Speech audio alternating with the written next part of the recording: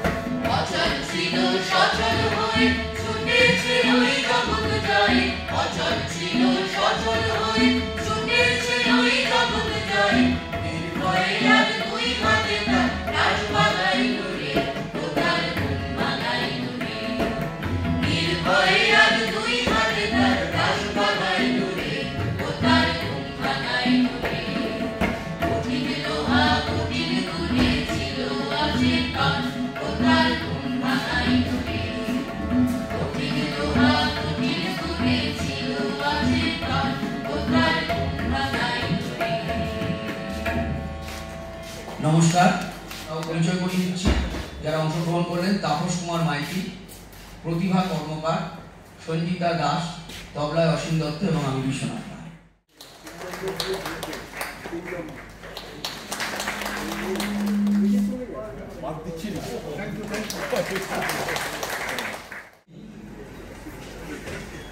কয়েকটা বিষয়ের বিষয় প্রথম, ভারতবর্ষ যখন স্বাধীন হয় তখন ভারতবর্ষের জনসংখ্যা ছিল 40 কোটির কাছাকাছি, এক্স্যাক্টলি 36 crore পয়েন্ট সামথিং, আর 60+ পিপল এর সংখ্যা ছিল 1 কোটি, 1 কোটি। 1947 2011 সালে যে সেন্সাস হয়েছে আমাদের 2011 সালে, সেখানে আমাদের জনসংখ্যা 140 কোটি, অর্থাৎ 40 কোটি 3.5 গুণ হচ্ছে জনসংখ্যা বেড়েছে।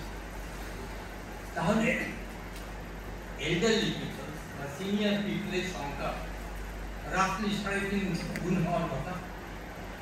সেই সংখ্যাটা কিন্তু 2011 সালে 10 কোটির কাছাকাছি, এবং এখন আমাদের সেন্সাস হয়নি, সামনের বছর হবে, এটা সম্ভবত বেড়েছে।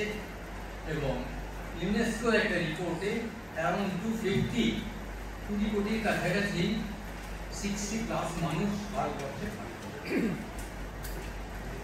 এই যে ব্যাকগ্রাউন্ড, এই ব্যাকগ্রাউন্ডে পেনশনার্স অ্যাসোসিয়েশনের একটা কিন্তু খুব বড় ভূমিকা আছে আমার যেটা মনে আছে, এবং সেই বিষয়ে দু একটা সাজেশন আপনাদের। যে প্রথমত, যে সমস্যাটা শুধু ভারতবর্ষের সমস্যা না, এই সমস্যাটা কিন্তু সারা পৃথিবীর সমস্যা, এবং বিভিন্ন দেশে বিভিন্নভাবে এটাকে দেখা হচ্ছে। আমরা কি করে দেখি, এটা একটা একটু বড় বিষয়। আমার নিজস্ব এ সম্পর্কে ধারণা হচ্ছে এটা এই যে সিনিয়র পিপলের জনসংখ্যা, এটা একই সাথে আমাদের সম্পদ এবং সমস্যা, এই সম্পদ এবং সমস্যা হিসাবে দেখা প্রয়োজন। কেননা এত উইজডম, এটা যদি আমরা আমাদের সোসাইটি সেটাকে ব্যবহার না করতে পারি, তাহলে কিন্তু সেটা সমাজের দুর্বলতা, সেই মানুষগুলো দুর্বলতা, এই জিনিসটা আমাদের করতে হবে। বিভিন্ন অর্গানাইজেশনে এই জিনিসটা নিয়ে আলোচনা করতে হবে, গবেষণা করতে হবে। কোনো কথা মনে করছে, আপনারাও অনেকে জানেন যে আজকে থেকে প্রায় 40 বছর আগে যাদবপুর বিশ্ববিদ্যালয়ে যখন কাউন্সিলিং সেল শুরু হয়, তখন অনেকেই এই জিনিসটাকে অতটা গুরুত্ব দেন। কিন্তু year before last Supreme Court of India বলেছে যে প্রত্যেকটা এডুকেশনাল ইনস্টিটিউশনে স্কুল পর্যন্ত কাউন্সিলিং সেল করা দরকার। ঠিক একইভাবে আমার মনে হয় যে সিনিয়র পিপলদের নিয়ে ভাবনা চিন্তা করা এবং তাদের নিয়ে স্টাডি এবং রিসার্চ, এটা কিন্তু একটা খুব ইম্পর্টেন্ট এরিয়া, যেটা পেশেন্ট অ্যাসোসিয়েশন ভেবে দেখতে পারে। The establishment of study and research center for elderly people, association যদি এই বিষয়ে একটা উদ্যোগ নেন এবং বিশ্ববিদ্যালয়ের সাথে আলোচনা করেন, আমি প্রেসিডেন্টকে বলবো যে এই বিষয়ে একটা ভারতবর্ষে আমার একটা নতুন জিনিস, যেটা খুব একটা বেশি জায়গায় আলোচনা হচ্ছে না, সেটা শুরু করা। শেষ বক্তব্য হচ্ছে যে এটা আমি গত বেশ কয়েক বছর ধরে ভারতবর্ষের নানা জায়গায় বলছি, পার্টিকুলারলি যেখানে গবেষণা কেন্দ্র, বিশ্ববিদ্যালয় ইত্যাদিতে, এবং এটা নিয়ে খুব একটা নাড়াচাড়া করছে না, কিন্তু আমার কাছে এটা কিন্তু খুব একটা গুরুত্বপূর্ণ জিনিস। এটা হচ্ছে, এটা আপনাদের আমি একবার আগে বলেছি, যেটা ভারতবর্ষে ইলিগাল, এটা হচ্ছে ইউথ্যানাসি। ভাবতে যে জিনিসটা আমরা ভাবছি না, আজকে কিন্তু পৃথিবীর অনেক দেশে, আপনি গুগল খুললেই নাম পাবেন সমস্ত, কানাডায়, এখন অস্ট্রেলিয়া, আমেরিকার সব দেশে নয় কিন্তু বিভিন্ন স্টেটে অ্যাসিস্টেড সুইসাইড, পার্টিকুলারলি অস্ট্রিয়ায় যেটা রিসেন্টলি হয়েছে, সেটা হচ্ছে যে এমন ডিজিজ যদি কোনো মানুষের হয়, তাকে ইনকিউরেবল, এবং সেটা যদি ডিসাইড করে মেডিকেল বোর্ড, তাহলে ডক্টর উইল প্রেসক্রাইব মেডিসিন, কিন্তু পেশেন্ট হিমসেলফ উইল অ্যাডমিনিস্টার। আমার বক্তব্য যে এগুলো নিয়ে নানা রকম আলোচনা সারা পৃথিবীতে হচ্ছে, ভারতবর্ষে আলোচনাটাই আমরা শুরু করছি না, কেননা আমরা বলে রেখেছি যে ইউথ্যানাসিয়া ইজ ইলিগাল। আমি বারবার যে কথাটা বলি, আমার যদি রাইট টু লাইফ থাকে, আমার রাইট টু ডেথ থাকে। এই মনে হয় যে এটা আর একটা জিনিস যেটা পেনশনার্স অ্যাসোসিয়েশন পায়োনিয়ারিং হিসাবে সারা ভারতবর্ষে আলোচনাটা শুরু করুন। আমি কোনো একটা নির্দিষ্ট জিনিস করতে বলছি না, কিন্তু কথা কেন আমরা বলতে পারবো না, এটা হচ্ছে আমার যে সারা পৃথিবীতে জিনিসটা নিয়ে আলোচনা হচ্ছে এবং আমাদের এটা নিয়ে পাবো। এই কটি কথা বলে পেনশনার্স অ্যাসোসিয়েশন মানে অসংখ্য ধন্যবাদ জানাচ্ছি যে তারা আমাকে একটা সুযোগ করে দিয়েছেন এখানে আসার এবং আমাকে বলার জন্য। এই কটি কথা বলে আজকে অনুষ্ঠানে উদ্বোধন ঘোষণা করে আমি আমার কথা এখানে শেষ করছি। অনেক অভিনন্দন এই ধরনের একটা প্রোগ্রাম করার জন্য। তারা প্রতি বছর আমাদের পেনশনার্স অ্যাসোসিয়েশনের সকলকে নিয়ে এই যে কনফারেন্স একটা অনুষ্ঠান করেন, এটা একটা অত্যন্ত ভালো ব্যাপার। সকলকে এক জায়গায় নিয়ে অত্যন্ত গুরুত্বপূর্ণ কিছু বিষয় নিয়ে আলোচনা এবং সেই নিয়ে চর্চা, এটা একটা আমাদের পেনশনার্স অ্যাসোসিয়েশনের যে একটা বিরাট অবদান সকলের জন্য, সমাজের জন্য, সেটাকে সেই দিক নির্দেশ করে। স্যার বলেছেন যে আমাদের ডেমোগ্রাফিক প্যাটার্ন কি রকম ভাবে পরিবর্তন হচ্ছে। কিছুদিন আগেই খবরের কাগজে একটা প্রতিবেদনে দেখছিলাম যে বর্তমান সময়ে ভারতবর্ষ হচ্ছে সেই দেশ যেখানে ইয়ুথ পপুলেশন সব থেকে বেশি, কিন্তু এট দ্য সেম টাইম আমাদের দেশের যে বার্থ রেট, সেই বার্থ রেটের উল্লেখযোগ্য পরিবর্তন বা উল্লেখযোগ্য মানে অবনতি হচ্ছে, ডিক্রিজ করছে। এবং তার ফলে যেটা হবে আগামী দিনে কয়েক বছর 2047 সালে বা তারপরে 2060 সাল নাগাদ এই ইয়ুথ পপুলেশনের তুলনায় এল্ডারলি পপুলেশন কিন্তু আস্তে আস্তে বাড়তে থাকবে এবং একটা সময় এল্ডারলি পপুলেশন সারা বিশ্বের মধ্যে আমাদের দেশে এল্ডারলি পপুলেশন অনেক অনেক বৃদ্ধি পাবে। তো সেই অবস্থায় দাঁড়িয়ে আমাদের এল্ডারলি যারা বয়স্ক মানুষ, যার মধ্যে আমাদের বিশ্ববিদ্যালয়ের পেনশনার্স অ্যাসোসিয়েশনের সদস্যবৃন্দ যারা বিশ্ববিদ্যালয়ে দীর্ঘদিন কাজ করেছেন তারা অনেকেই রয়েছেন, কিভাবে তাদের আরো ভালোভাবে রাখা যায়, কিভাবে তাদের যে সারা জীবনের যে জ্ঞান সেটাকে সমাজের কাজে বা বিশ্ববিদ্যালয়ের কাজে লাগানো যায়, এইটা একটা অত্যন্ত গুরুত্বপূর্ণ বিষয়, যেটা আমি চাইবো পেনশনার্স অ্যাসোসিয়েশন যেহেতু আমাদের মধ্যে রয়েছেন, পেনশনার্স অ্যাসোসিয়েশনকে সঙ্গে নিয়ে আমরা বিশ্ববিদ্যালয়ে অন্যরকম ভাবে হতে পারে, যেরকম স্যার বললেন যে একটা সেন্টার ফর এল্ডারলি পিপল, সেই ধরনের কাজও আমরা করতে পারি। এই উদ্যোগ যদি নেওয়া যায় তাহলে আমি সেটাকে স্বাগত জানাবো এবং আমি বিশ্ববিদ্যালয়ের বিভিন্ন ডিপার্টমেন্ট, যে ডিপার্টমেন্টগুলো এই ধরনের কাজ এল্ডারলি পিপলদের নিয়ে, বয়স্ক মানুষদের নিয়ে কাজ করতে পারে, তাদের সঙ্গে নিয়ে, পেনশনার্স অ্যাসোসিয়েশনকে সঙ্গে নিয়ে এই ধরনের উদ্যোগ যদি নেওয়া যায়, আমি তাতে সর্বতভাবে আমার তরফ থেকে যতটা করার সেটা করার চেষ্টা করব। আরেকটা বড় ব্যাপার হচ্ছে যে টেকনোলজি এত তাড়াতাড়ি পরিবর্তন হয়ে যাচ্ছে।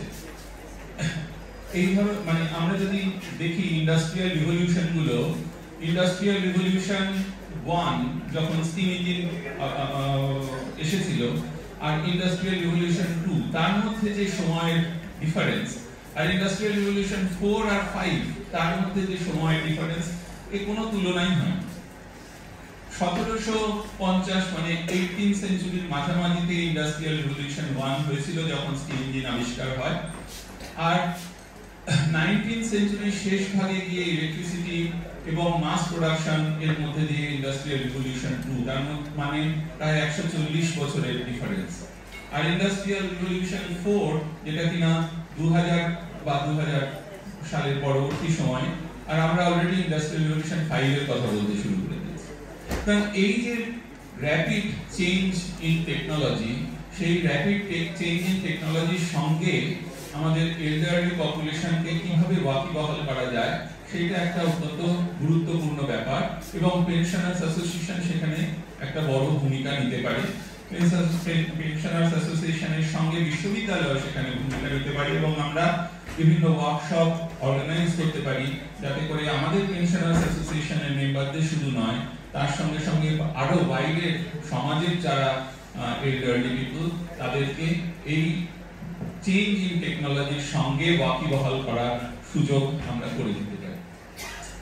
আর যে দুটি বিষয় নিয়ে আজকে আলোচনা হবে, দুটোই অত্যন্ত গুরুত্বপূর্ণ। জেরিয়াট্রিক মেডিসিন, আমার বাড়িতে আমার বয়স্ক বাবা মা রয়েছেন, তাদের জন্য আমি সরাসরি দেখতে পাই যে এই জেরিয়াট্রিক মেডিসিন কতটা প্রয়োজন আজকের দিনে, বিশেষ করে যেহেতু আমাদের অ্যাভারেজ এজ অনেক বেড়ে গেছে। আমাদের দেশের অ্যাভারেজ এজ এখন প্রায় 72-73 বছর।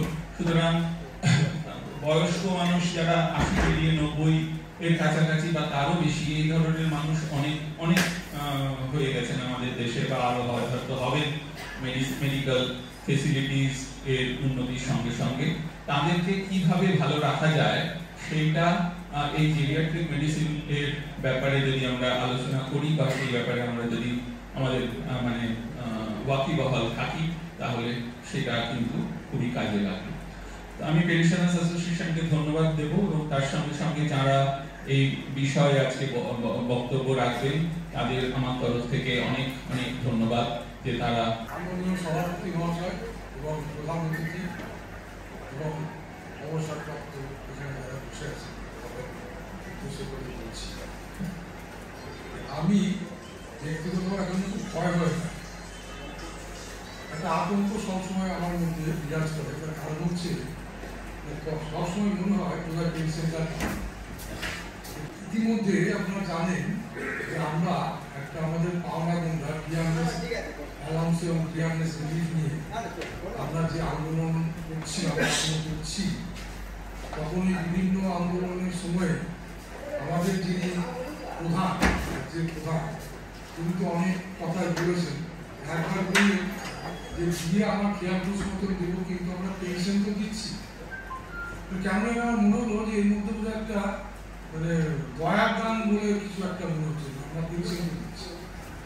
তো সেই থেকে আমার আরো ভয় ধরে গেছে, কবে বন্ধ করবো ঠিক নেই। তারপর দেখুন অতি সম্প্রতি ঘটনা যে দিয়ে অনেক লড়াই করার পর সুপ্রিম কোর্ট একটা অর্ডার দিল যে এত পাবে এবং একটা টাইমও বেঁধে দিই। কিন্তু তার মধ্যে আমি অন্তত খুব অনিশ্চয়তা ভুগছি যে আমি কি পাবো, কারণ বিভিন্ন ধরনের খবর সংবাদ আসছে। কেউ বলছে যে অর্ডারটা দিয়েছে সুপ্রিম কোর্টের অর্ডার, আমিও দেখেছি। তো গভর্নমেন্ট এমপ্লয়, তো আমরা তো গভর্নমেন্ট এমপ্লয় নই, এবং গভর্নমেন্ট পেনশনার হতে, তাহলে আমরা কি পাবো? কে বলছে না পেনশনাররা পাবো না, এরকম নানাবিধ খবর আসছে। অথচ সরকারের কাছ থেকে এখনো পর্যন্ত কোনো আমরা খবর পেলাম না যে আদৌ ব্যাপারটা নিয়ে কি হচ্ছে না। এই সবগুলো মিলিয়ে আমাদের যেটা করা উচিত আছে, যে আন্দোলন আমরা করছি সেটাকে আরো জোরদার আন্দোলনে পরিণত করতে, এবং তার জন্য যেটা দরকার সেটা হচ্ছে আমাদের ঐক্যবদ্ধভাবে সব বিশ্ববিদ্যালয়কে নিয়ে করতে হবে, এবং পেনশনারদের একক ক্ষমতায় কিন্তু এটা কিছু হবে না। সেই জন্য আমরা সেন্ট্রাল গভর্নমেন্টের একটা সিদ্ধান্ত নিয়েছি, সবসময় করে উঠতে পারি না, যে অন্যান্য যে পেনশনার সংগঠনগুলো আছে রাজ্যের মধ্যে বা কেন্দ্রীয়, যেমন একটা আছে বার্মি জেলার কমিটি, এইসব বিভিন্ন যে কমিটিগুলো আছে বা পেনশনার্স অ্যাসোসিয়েশন আছে বা কর্মচারীদের যে সংগঠন আছে, সবাই মিলে যৌথভাবে এই আন্দোলনটাকে এগিয়ে নিচ্ছে। তাহলে কিন্তু আমরা সেই সুপ্রিম কোর্টের অর্ডারের উপর দাঁড়াবো কি হবে, কিন্তু আমরা কিছু যাই না, কবে পেনশন বন্ধ হয়ে যাবে তাও এটা বেশি কিছু করবো না। আমি আপনাদের এই ২৯তম দ্বিবার্ষিক সম্মেলনের সর্বাঙ্গীন সাফল্য কামনা করে আমার বক্তব্য শেষ করছি। প্রথমত আপনারা লিখেছেন আপনাদের প্রতিবেদনে যে পৃথিবীতে এখন যুদ্ধ চলছে। এই যুদ্ধটা এখন শুরু হয়েছে এমন না, অনেক দিন থেকেই শুরু হয়েছে। আসলে এখন যুদ্ধ তো আর মাঠে দাঁড়িয়ে হয় না, এখন যুদ্ধ করে বসে। ফলে এই যুদ্ধ সবসময় মানুষ করার থাকছে না, কখনো হাতে মারার থাকছে, কখনো হাতে মারারও থাকছে। রাশিয়া এবং ইউক্রেনের যুদ্ধ, প্যালেস্টাইনের উপর গাজার আক্রমণ, ইসরায়েলের যে আক্রমণ, তার পরিপ্রেক্ষিতে যে যুদ্ধ, খুব সাম্প্রতিক সময়ে আমাদের দেশের সঙ্গে আমাদের পাশের দেশের যে যুদ্ধ, এই যুদ্ধগুলো হয়তো রাজনীতির আন্দোলনে প্রয়োজন আছে। আমাদের কাছে মাঝে মাঝে প্রশ্ন নিয়ে তৈরি চলে আসে যে এই যুদ্ধের ফলে আমরা কি পেলাম। অন্য কোনো প্রশ্নে আমি যাচ্ছি না। আমি যখন দেখি আমাদের দেশে যখন এই যুদ্ধটা চলছে, তখন প্রায় ৬৪,০০০ কোটি টাকা দিয়ে আগামী যুদ্ধের জন্য আরো কতগুলো বিমান কেনা হলো, তখন মনে হলো এই ৬৪,০০০ কোটি টাকার কিছুটা হয়তো আমার বিশ্ববিদ্যালয়ে আমি বেঁচে যেতাম। মাত্র ১,০০০ কোটি টাকা স্যাংশন হয়েছিল আমাদের বিশ্ববিদ্যালয়ের জন্য, ইনস্টিটিউট অফ এভিডেন্স সম্ভবত ওটার নাম দিয়েছে। পরে একটা ক্লজ যুক্ত করে যে রাজ্য সরকারকেও কিছুটা দিতে হবে। এই পিছিয়ে যায়, ফলে ও পিছিয়ে যায়, আমরা কিছু পাই না। রাজ্য সরকারগুলো মন্দির তৈরির পিছনে টাকা যাচ্ছে।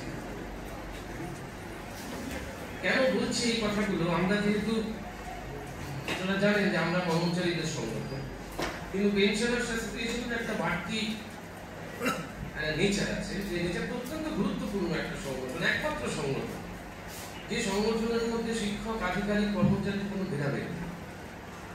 এবং যে মানুষরা এই পেনশন অ্যাসোসিয়েশনের সঙ্গে যুক্ত, আমি তো দেখতে পাচ্ছি আমার সামনে, যারা একসময় বিশ্ববিদ্যালয়ের পরিচালনা করছে। আপনারা জানেন আজকের দিনে কি চলছে। আপনারা যে সময় বিশ্ববিদ্যালয় পরিচালনা করেছেন, কিছুটা সময় আমিও হয়তো ওই সময় বিশ্ববিদ্যালয়ে ছিলাম, যে কারণে আমি জানি আপনারা কিভাবে পরিচালনা করেছেন। আজকে সেটা কিছু নেই, আমাদের কিছু থাকছে না। একটা বিশ্ববিদ্যালয় উপাচার্যহীনভাবে থাকতে পারে, একটা বিশ্ববিদ্যালয়ের রেজিস্ট্রার নেই, এটা হতে পারে কখনো, ফিনান্স অফিসার নেই, দিনরা 6 মাসের জন্য আসছেন, কাজ বোঝা লাগিয়ে চলে যাচ্ছে। আচ্ছা, একাডেমিক্সটা চলবে তো? একটা ছাত্র যদি বিশ্ববিদ্যালয়ে না আসে, আমি থাকবো তো? মাস্টারমশাই থাকবে তো? প্রয়োজন পড়বে তো? চিন্তা হয়, সরকার গান দিচ্ছে না। আগে যিনি বলে গেলেন উত্তরবঙ্গ বিশ্ববিদ্যালয়ের মাননীয় শিক্ষক, মাঝে মাঝে মনে হয় পেনশন পাবো, কিন্তু এখন আমাদের মনে হয় মাঝে মাঝে আমরা বেতন পাবো। তো এপ্রিল মাসের বেতন সরকার সময় মতো পাঠিয়েছে গত সপ্তাহে শেষ দিন, আগামী 3 মাসের জন্য হয়তো আমরা পেয়েছি। কিন্তু যা প্রচেষ্টা চলছে তাতে হচ্ছে বেতন পেনশন আর বিশ্ববিদ্যালয়ের মধ্যে আটকে থাকবে। একটা সাংঘাতিক সময়ের মধ্যে দিয়ে আমরা যাচ্ছি। প্রথমেই আপনাদের 21তম দ্বিবার্ষিক সম্মেলন এবং সাধারণ সভার সাফল্য কামনা করে 2-4টি কথা বলবো। প্রথম, আমরা যে অনিমেষ বললো, যে জায়গাটা মাইন এবং পেনশন, আপনারা জানেন কিনা জানি না, আপনারা হয়তো খবরের কাগজে দেখে থাকবেন, এই বছরই 3 বার মাইন এবং পেনশনের টাকা গভর্নমেন্ট আটকে দিয়েছে। তো শেষটি হয়েছে এপ্রিল মাসে, এবং আমরা প্রত্যেকটা ক্ষেত্রেই কন্টিনিউয়াস মুভমেন্ট করার চেষ্টা করেছি, প্রেসার দেওয়ার চেষ্টা করেছি, আমরা কাগজে বিবৃতি দিয়েছি, এবং লাস্ট আমরা যেটা বলেছিলাম, এপ্রিল মাসের মাইনে যখন আসছিল না, আমরা কর্তৃপক্ষকে বলেছিলাম যদি এপ্রিল মাসের টাকা মে মাসের এই মাসের মধ্যেও না আসে এপ্রিল মের মাইনে, তাহলে কিন্তু মে 30 তারিখের পর থেকে আমরা আর কোনো কাজ করবো না। এটা আমরা ওনাদেরকে বলেছিলাম, এবং জানি না সেই কথার 2 দিনের মধ্যে স্যাংশন এসছে। অন্তত অনিমেষ বললো 3 মাস ঠিক নয়, এপ্রিল মে মাস হয়ে গেছে, জুন মাস পর্যন্ত স্যাংশন এসছে, অর্থাৎ মাইন এবং পেনশন জুন মাস পর্যন্ত এসছে। এই অবস্থায় দাঁড়িয়েছে।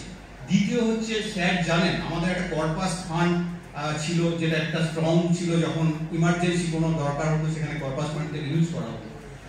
গত 5 বছরে মেইনটেনেন্স খাতে প্রত্যেক বছর 20 থেকে 25 কোটি টাকা শর্টফল, এবং আলটিমেটলি সেই কর্পাস ফান্ড একেবারে মানে এমন একটা জায়গায় এসে দাঁড়িয়েছে যে 1 মাস বা 2 মাসের মাইনে দিতেই কিন্তু সেই কর্পাস ফান্ড চলে যাবে যদি না মাইনে আসে। এরকম একটা জায়গায় নিয়ে গিয়ে সরকার দাঁড় করিয়েছে, যেখানে আমাদের বিশ্ববিদ্যালয় হয়তো মেইনটেনেন্স খাতে বছরে 25 কোটি টাকা দিলে এই সমস্যার সমাধান হয়ে যেত, সেখানে ছোট ছোট বিশ্ববিদ্যালয়গুলোকে বিল্ডিং করার জন্য কোটি কোটি টাকা দিয়ে দেওয়া হচ্ছে। কেন দেওয়া হচ্ছে তার পেছনে কি গল্প আমরা সবাই জানি, কিন্তু এই যাদবপুর বিশ্ববিদ্যালয়ের পড়াশোনা গবেষণার যেখানে উন্নত পীঠস্থান, তাকে কিন্তু 1 টাকাও দেওয়া হচ্ছে না, উপরন্তু হচ্ছে টাকা কমিয়ে দেওয়া হচ্ছে দিনে দিনে।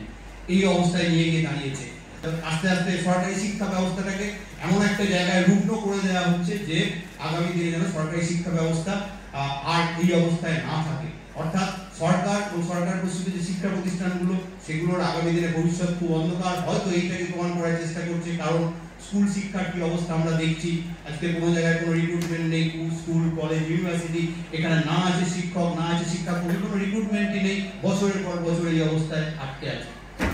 আমি আমাদের বেশি সময় নেব না, আর কি ছোট বিষয় বলে শেষ করবো, সেটা হচ্ছে যে রিসেন্টলি সরকার গত 18 সালে একবার চেষ্টা করেছিল, আমরা আটকেছিলাম, 23 সালে একবার চেষ্টা করেছিল, আবার এইবার চেষ্টা করেছে হিউম্যান রিসোর্স ম্যানেজমেন্ট সিস্টেম বলে একটা সিস্টেম চালু করার, যেখানে আসলে বিশ্ববিদ্যালয়ের সমস্ত স্যাংশন থেকে শুরু করে মাইনে, pension, provident fund, leave encashment, gratuity সমস্তটা কিন্তু বিকাশ ভবন কন্ট্রোল হয়ে যাবে।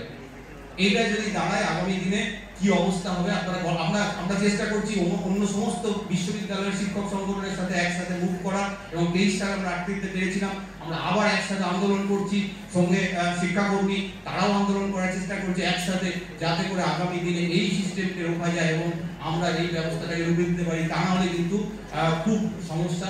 আর সুতরাং এই জায়গায় দাঁড়িয়ে আমরা শিক্ষকরা, শিক্ষাকর্মীরা, আধিকারিকরা এবং প্রাক্তন শিক্ষক শিক্ষাকর্মী যারা আছেন, সকলে মিলে এই সমস্ত জিনিসের যদি আগামী দিনে প্রতিবাদ না করতে পারি একসাথে, তাহলে আমাদেরকে ভুগতে হবে। এবং আমরা আশা করব আগামী দিনে আমরা এই সমস্ত বিষয়গুলো নিয়ে একসাথে মুভ করতে পারবো।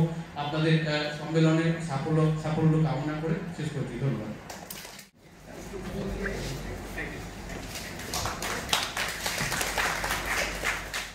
প্রথম যে যে জায়গাটা নিয়ে আমি যে জায়গাটা বলবো যে অনেকেরই হয়তো জানা নেই যে বয়স্কদের জন্য আলাদা বিভাগ তৈরি হয়েছে আমাদের স্বাস্থ্য ক্ষেত্রে।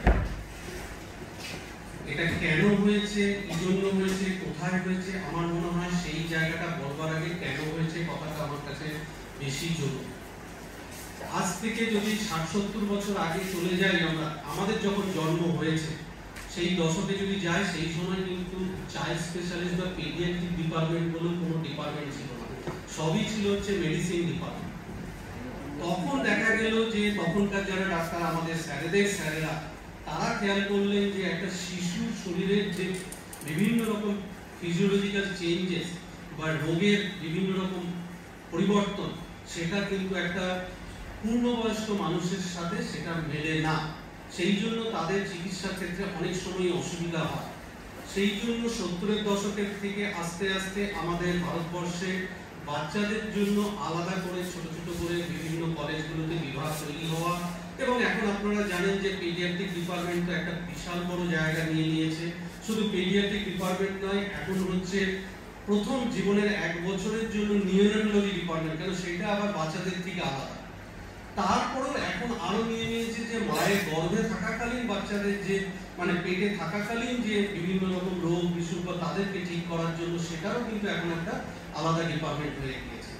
কেননা যত বিজ্ঞান এগোচ্ছে, বিজ্ঞানের সাথে সাথে আমাদের চিকিৎসা পদ্ধতি, চিকিৎসার ওষুধপত্র বিভিন্ন রকম আমাদের এগুলোর উন্নতি হচ্ছে, এবং এই উন্নতি আমরা কিন্তু আমাদের দেশ বা সারা পৃথিবী জুড়েই দেখতে যাচ্ছি। তার একটা বড় কারণ এই যে আজকে আপনারা যারা বসে আছেন তারা সবাই কিন্তু 60-65 বছরের ওপরে, আপনারা সবাই রিটায়ার্ড পারসন। কিন্তু আজ থেকে যদি 60-70 বছর আগে আমাদের এই ভারতবর্ষের কথা ভাবি, তখন কিন্তু অ্যাভারেজ সার্ভাইভাল ছিল, আমাদের লাইফ স্প্যান ছিল মাত্র 45 বছর, 45 থেকে 48 বছর। তারপরে কিন্তু অন অ্যান অ্যাভারেজ কিন্তু হয়তো 60 বছর বেঁচেছে, কিন্তু 45 থেকে 48 বছর যখন আমাদের দেশ স্বাধীন হয় তখন আমাদের অ্যাভারেজ লাইফ স্প্যান সেইখান থেকে বাড়তে বাড়তে বাড়তে বাড়তে এই মুহূর্তে ভারতবর্ষের অ্যাভারেজ লাইফ স্প্যান হচ্ছে 70 বছর, মহিলাদের একটু বেশি, পুরুষদের একটু কম। তো আমরা সেটাকে 70 বছরই যদি গড় ধরি, তাহলে প্রায় প্রত্যেকে আমাদের জীবনে প্রায় 30 বছর করে, 25 থেকে 30 বছর প্রায় এক্সট্রা পাচ্ছি। আমি আসবো তার মধ্যে তার ভালো দিক কি, আবার কিছু লোকের কাছে সেটা হচ্ছে বোঝার মতো, বয়স্করা বাড়ির অনেকের কাছে, ফ্যামিলির কাছে একটা বোঝার মতো, সেটার মধ্যে আমি আসবো। বিশ্বের উন্নত দেশগুলোতে সেখানে কিন্তু দেখা গেছে তাদের এখন অ্যাভারেজ লাইফ স্প্যান প্রায় 80 বছর। তো সেই জন্য সিনিয়র সিটিজেনদের নিয়ে ভাবনা চিন্তা করাটা শুরু হয়েছে, এবং বিশেষ করে যারা জানেন যে দ্বিতীয় বিশ্বযুদ্ধের পরেই কিন্তু এই আমাদের জনসংখ্যা হঠাৎ করে একটা সংখ্যা বেড়েছিল, তারই একটা বহিঃপ্রকাশ। এখন যারা দেখবেন সারা পৃথিবী জুড়ে 70-এর আশেপাশে যারা জীবিত আছেন তারা প্রায় সবাই হচ্ছে 50-এর দশকে বা 40-এর শেষের দিকে জন্ম। সেটা আমেরিকাতেই বলুন, জাপানেই বলুন, সব জায়গাতেই এই যে জায়গা হয়েছে। তো এটা ভালো দিক খারাপ দিক সবকিছু নেই আমাদের আজকে আপনাদের যেহেতু একটা আলোচনা সভা, সেই জায়গাটাতে কোথায় কোথায় আমাদের দুর্বলতা, কোথায় কোথায় আমাদের সফলতা।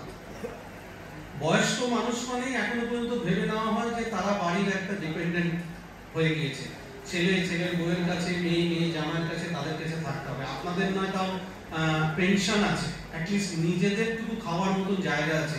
কিন্তু আমরা যাদেরকে প্রতিদিন, আমি গ্রামের স্কুলে পড়াশোনা করেছি, গ্রামের স্কুলে এখনো প্রতি সপ্তাহে আমি আমার সেই গ্রামে ফিরে যাই।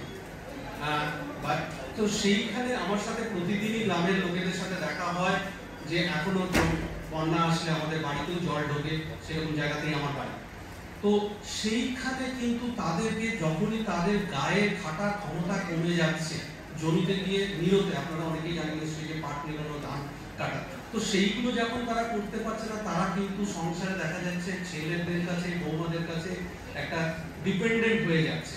তাদের যে কষ্টের জায়গাগুলো যেগুলো না পারে বলতে, না পারে সহ্য করতে, এইটা কিন্তু একটা বড় জায়গা বয়স্কদের মধ্যে। সেটা বিশেষ করে আমার পরে ডক্টর সঞ্জয় গার্গ সে মানসিক স্বাস্থ্য নিয়ে আপনাদের সাথে আরো বিশদভাবে আলোচনা করবেন। ও সাইকিয়াট্রিস্ট, ও আমাকে বলেছে দাদা মানসিক স্বাস্থ্যটাকে নিয়ে আমি আপনাদের সাথে আরো ডিটেলসে বলতে পারবো। তো আমি শারীরিক স্বাস্থ্যের ক্ষেত্রে বলি, আমাদের স্বাস্থ্যের জায়গাটায় কিন্তু আমরা একটা স্বাস্থ্যকে শুধু কেবল আমার ব্লাড সুগার নেই, ব্লাড প্রেশার নেই বা কিডনি রোগ নেই, এটা কিন্তু নয়। আমরা একটা স্বাস্থ্যকে একটা হলিস্টিক ওয়েতে ভাববার চেষ্টা করি। একটা স্বাস্থ্য মানে হার্টটা ভালো রাখলাম, ব্রেনটা ঠিক রাখলাম তা না। আমাদের বডির প্রত্যেকটা অঙ্গ প্রত্যঙ্গ যদি ঠিকভাবে সঠিকভাবে সবকিছু সিনক্রোনাইজলি কাজ না করে, শুধু একটা হার্টের 4টে ওষুধ নিয়ে কিন্তু কোনো লাভ হবে না। আপনি শুধু হার্টের ওষুধ খাচ্ছেন, দেখা গেল না এদিকে আপনার শরীরের অন্য অঙ্গগুলোর দিকে আপনি নজরই দিচ্ছেন না, সেটাও যেমন খারাপ। সেই জন্য আমরা যে জায়গাটা বলি যে একটা মানুষের সুস্থভাবে থাকতে গেলে, শুধু আমরা বলতে গেলে বিশ্ব স্বাস্থ্য সংস্থাও বলেন যে শারীরিক, মানসিক, সামাজিক, অর্থনৈতিক, আমরা একটা বয়স্ক লোকের স্বাস্থ্যকে এই 4টে ভাবে দেখি, যে তার শুধু শারীরিক স্বাস্থ্য নয়, মানসিক স্বাস্থ্য নয়, সামাজিক স্বাস্থ্য এবং অর্থনৈতিক স্বাস্থ্য। যে আমি গত বছর যখন জাপানের টোকিও ইউনিভার্সিটিতে একটা আমাদের লেকচার ছিল, সেখানে যাই, একটা ইউনিভার্সিটির মাঠে একটা খেলা হচ্ছিল, অনেকটা আমাদের রাগবি বলতে পারেন বা ফুটবলের মতন, হাতে করে বল নিয়ে ছুটছে। তো দুটো দল খেলছে, এক দল হচ্ছে হলুদ প্যান্ট পরে, আরেক দল হচ্ছে লাল রঙের ডোরা কাটা গেঞ্জি পরে। তো আমরা সেশন মানে এরকম সেশন থেকে বেরিয়ে মাঠের দিকে তাকিয়ে খেলাটা দেখছিলাম। তো ওই কিছুক্ষণ দাঁড়ালাম, প্রত্যেকে তো হেলমেট পরার মতন করে, মুখে রাবারের হেলমেটের মতো, কেননা বডি কন্ট্যাক্টে তারা আসে বলে আর কি যেন রাগ দিতে হয় সেইভাবে।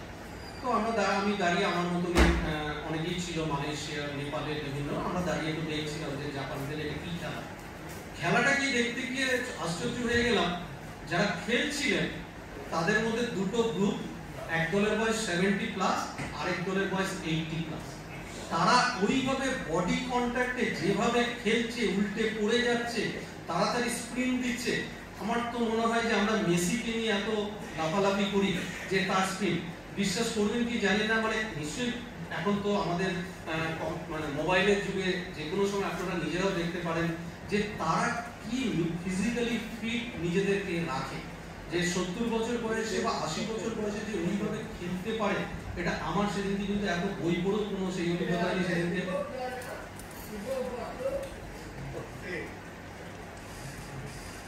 সেদিনকে আমার অন্যভাবে চোখটা খুলে গিয়েছিল, যে শুধু মানে চোখে দেখে যে শেখার যে জায়গা, যে জায়গাগুলো তারা করতে পেরেছে। তারা করতে পারার বড় কারণ হচ্ছে যে আমরাও হয়তো পারবো, আমরা সেই দিকেই হয়তো এগোচ্ছি। সবকিছু খারাপ ভেবে তো লাভ নেই, কিছু ভালো দিক ভাবতেই হবে, ভালোর দিকে ভেবে নিয়েই আমাদেরকে এগোতে হবে। আমাদের প্রতিবন্ধকতা তো থাকবে, যেগুলো একটু আগে আলোচনার মধ্যে এসছে, তার মধ্যেও কি করে করা যায়। যে জায়গাটার মধ্যে প্রথম যে জায়গাটায় বলার, যে একজন বয়স্ক মানুষ আমরা যখন প্রতি বছর পেরোই, আমাদের অঙ্গের প্রত্যেকটা কোষ, তাদের মধ্যে যারা বায়োলজি স্যারেরা আছেন বা স্টাফেরা আছেন, তারা জানেন যে সেলের যে টেলোমিয়ার বলে যে একটা থাকে, সেগুলো আস্তে আস্তে ছোট হয়ে যায় এবং সেইখান থেকে এজিং প্রসেস হয়। তো এই বয়স বেড়ে যাওয়ার সাথে সাথে আপনার মাথার থেকে পা পর্যন্ত প্রত্যেকটা কোষ, প্রত্যেকটা অঙ্গ, প্রত্যেকটা, এইটা আমাদেরকে ভেবে নিতে হবে যে এইটা কেন হয়, কি জন্য হয়, এটাকে আমাদেরকে মেনে নিতে। সবচেয়ে বড় জায়গা দেখা যায় যে একজন বয়স্ক মানুষ, তারা খেতে চায় না, তারা বলে বারবার কনস্টিপেশন। এইখানে কি বলে, অমিতাভ বচ্চনের তো একটা বড় ভালো মুভি আছে যে পিকু বলে যে একটা সিনেমা, যদি যারা কেউ দেখে থাকবেন, যে একটা বয়স্ক মানুষের যে কনস্টিপেশনের যে কি যন্ত্রণা, সেটাকে মানে ভীষণভাবে ব্যক্ত করেছিলেন সেই সিনেমাটাতে। এটা একটা বয়স্ক মানুষদের একটা স্বাভাবিক ব্যাপার। তার কারণ হচ্ছে সেটাকে রোগ বলে না ভেবে তাকে যদি ভাবা হয় যে তার এটা হচ্ছে বয়সজনিত সময়ের জন্য, তাহলে কিন্তু আমরা সেই স্টিগমা থেকে তাকে বের করতে পারি যে তিনি রোগী নন। কারণ হচ্ছে যে আমি শুধু কেবল একটা কথা বলছি, মানে দিয়ে শুরু করি, যে আমাদের এই খাবারের প্রথম পার্ট যেটা হচ্ছে মুখে, আমরা যখন খাই, তো সেই মুখে খেতে গেলে আমাদের কয়েকটা জায়গা লাগে। একটা দাঁত লাগে, শক্ত চোয়াল লাগে, এখানকার মাংস পেশি লাগে, লালা গ্রন্থি লাগে, জীবের স্বাদ কোষ যেগুলোকে টেস্ট বার্ড বলে সেগুলো লাগে, এবং স্মেল নেওয়ার জন্য নেজাল স্মেল নেওয়ার জন্য লাগে। এর প্রত্যেকটাই যদি বয়সের সাথে সাথে আস্তে আস্তে আস্তে কমতে শুরু করে, শুকিয়ে যেতে শুরু করে, স্বাভাবিকভাবেই কি হবে, আপনি না পারবেন চিবিয়ে খেতে, কারণ আপনার যদি দাঁত কমে যায়, আপনি টেস্ট যদি কোনো কিছু না পান, সব খাবারই যদি আপনার মনে হয় একই রকম, মানে টেস্ট নেই। আমাদের তো স্বাদ ঘ্রাণ, এটা তো অর্ধ ভোজনম, এটা তো আমাদের ঠাকুমা দিদিমাদের কাছে আমরা এটা জেনেছি। তো স্বাভাবিকভাবে কি হয়, তাদের খাবারে একটা অনীহা চলে আসে। এই খাবারে অনীহা আসার জন্যই তারা দেখা যায় যে কম খায়, তারা চিবিয়ে খেতে পারবেন না বলে দেখা যায় যে তারা যেগুলো হচ্ছে শক্ত খাবার, বিশেষ করে মাংস বলুন বা অন্যান্য খাবার যেগুলোকে একটু চিবিয়ে খেতে হবে, তারা ইউজুয়ালি দিনের পর দিন আস্তে আস্তে সেগুলোকে অ্যাভয়েড করার চেষ্টা করে। তার কারণ হচ্ছে সে নিজে এটাকে খেতে পারবেন না।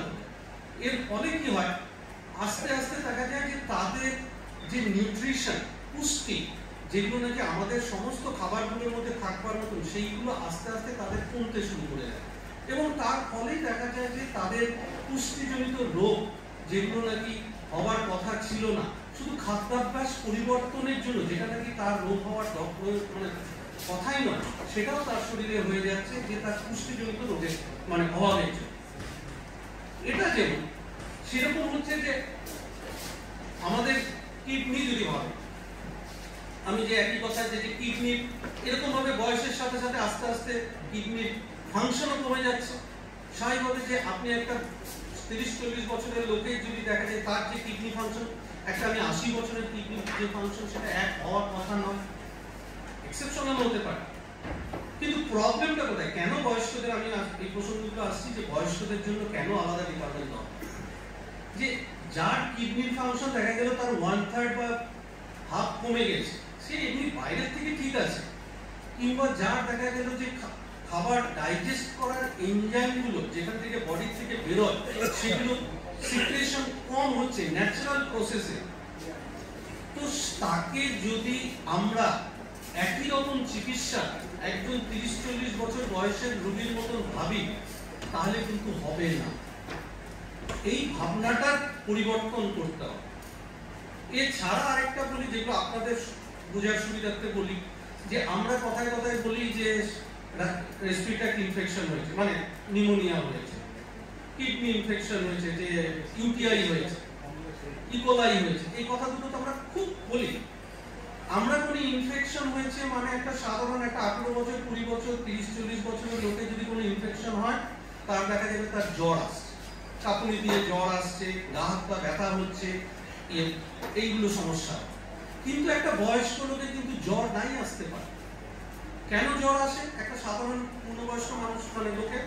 কেন জ্বর আর কোনো রোগ না, জ্বর হচ্ছে তার ইমিউনিটি যে কাজ করছে তার বহিঃপ্রকাশ। আমরা কোভিডের সময় সেগুলো অনেক যে কেমোকাইজ বা এই নামগুলো শুনেছি।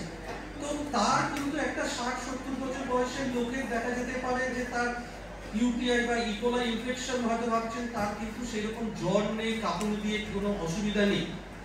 এইটা যে নেই বলে যে তার ইউটিআই হয়েছে সেটা যে ভুল মানে না ভাবা, সেটা কিন্তু আমাদের ডাক্তারি পরিভাষায় ভুল করা। তো এটা একটা সমস্যা। হার্ট অ্যাটাক, যেটাকে আমরা সবাই জানি যে হার্ট অ্যাটাক মানে হচ্ছে বুকে ব্যথা হবে, শ্বাসকষ্ট হবে, ঘাম হবে, ভীষণ কষ্ট হবে। কিন্তু একটা বয়স্ক মানুষের পেইন ক্যারিং সেন্সেশন যে ফাইবার, সেটাও তো বয়সের সাথে সাথে তার কমে যাচ্ছে। একটা বাচ্চাকে যদি আপনি একটা পিঞ্চ করেন, একটা চিমটি কাটেন, যে যত জোরে চিৎকার করে উঠবে, আপনাকে যদি একটা সেই একই মাত্রায় দিই, দেখবেন আপনার কিন্তু ততটা লাগবে না। কেন? আপনার নার্ভ ফাইবার গুলো সেই তুলনায় কম্পারেটিভলি অনেক বেশি সেন্সেশন কম। তো বাইরে যদি চামড়ার উপরে এরকম হয়, তাহলে হার্টের ভেতরেও যে নার্ভ গুলো আছে, পেইন ক্যারিং ফাইবার যেগুলো, সেগুলো তো সেই একই অবস্থা হয়েছে।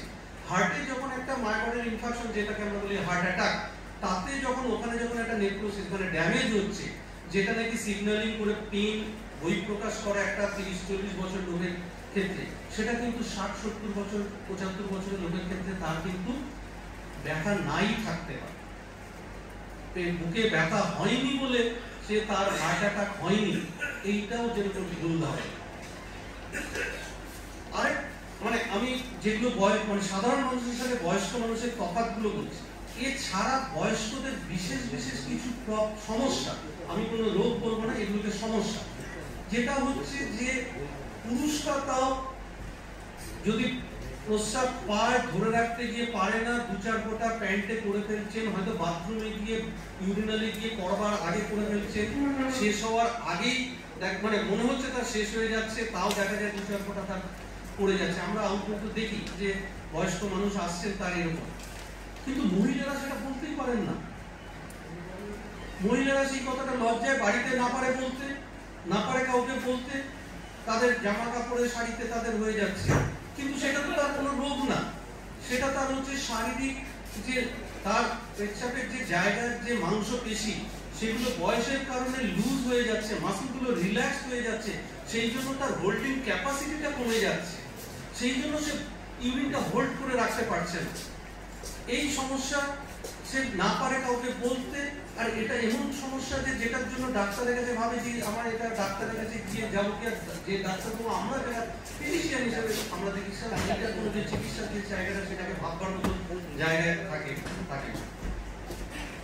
আরেকটা বড় সমস্যা বয়স্কদের যে পড়ে যায়, যে বাড়িতে দেখা গেল, বাড়িতে বলো যে মা বা বাবা ছেলেরা এসে বলে, পড়ে যাওয়াটাও সেই একই রকম ভাবে যদি আপনি ভাবেন, আপনার পায়ের আমাদের যে স্টান্স বা গেট আমরা যে মেনটেন করি, আমরা যে দাঁড়িয়ে আছি, চলছি, ফিরছি, পায়ের যে তালু মানে পায়ের তালুর উপরে যে ভর দিয়ে চলা, তো সেই জায়গার নার্ভগুলোর থেকে আমাদের ব্যালেন্সটা, আমাদের মাথায় যেখানটা আমাদের ব্যালেন্সের যে জায়গা, মাথার পেছনে বা কানের মধ্যে যে জায়গাগুলো আছে তার সাথে কানেক্টেড।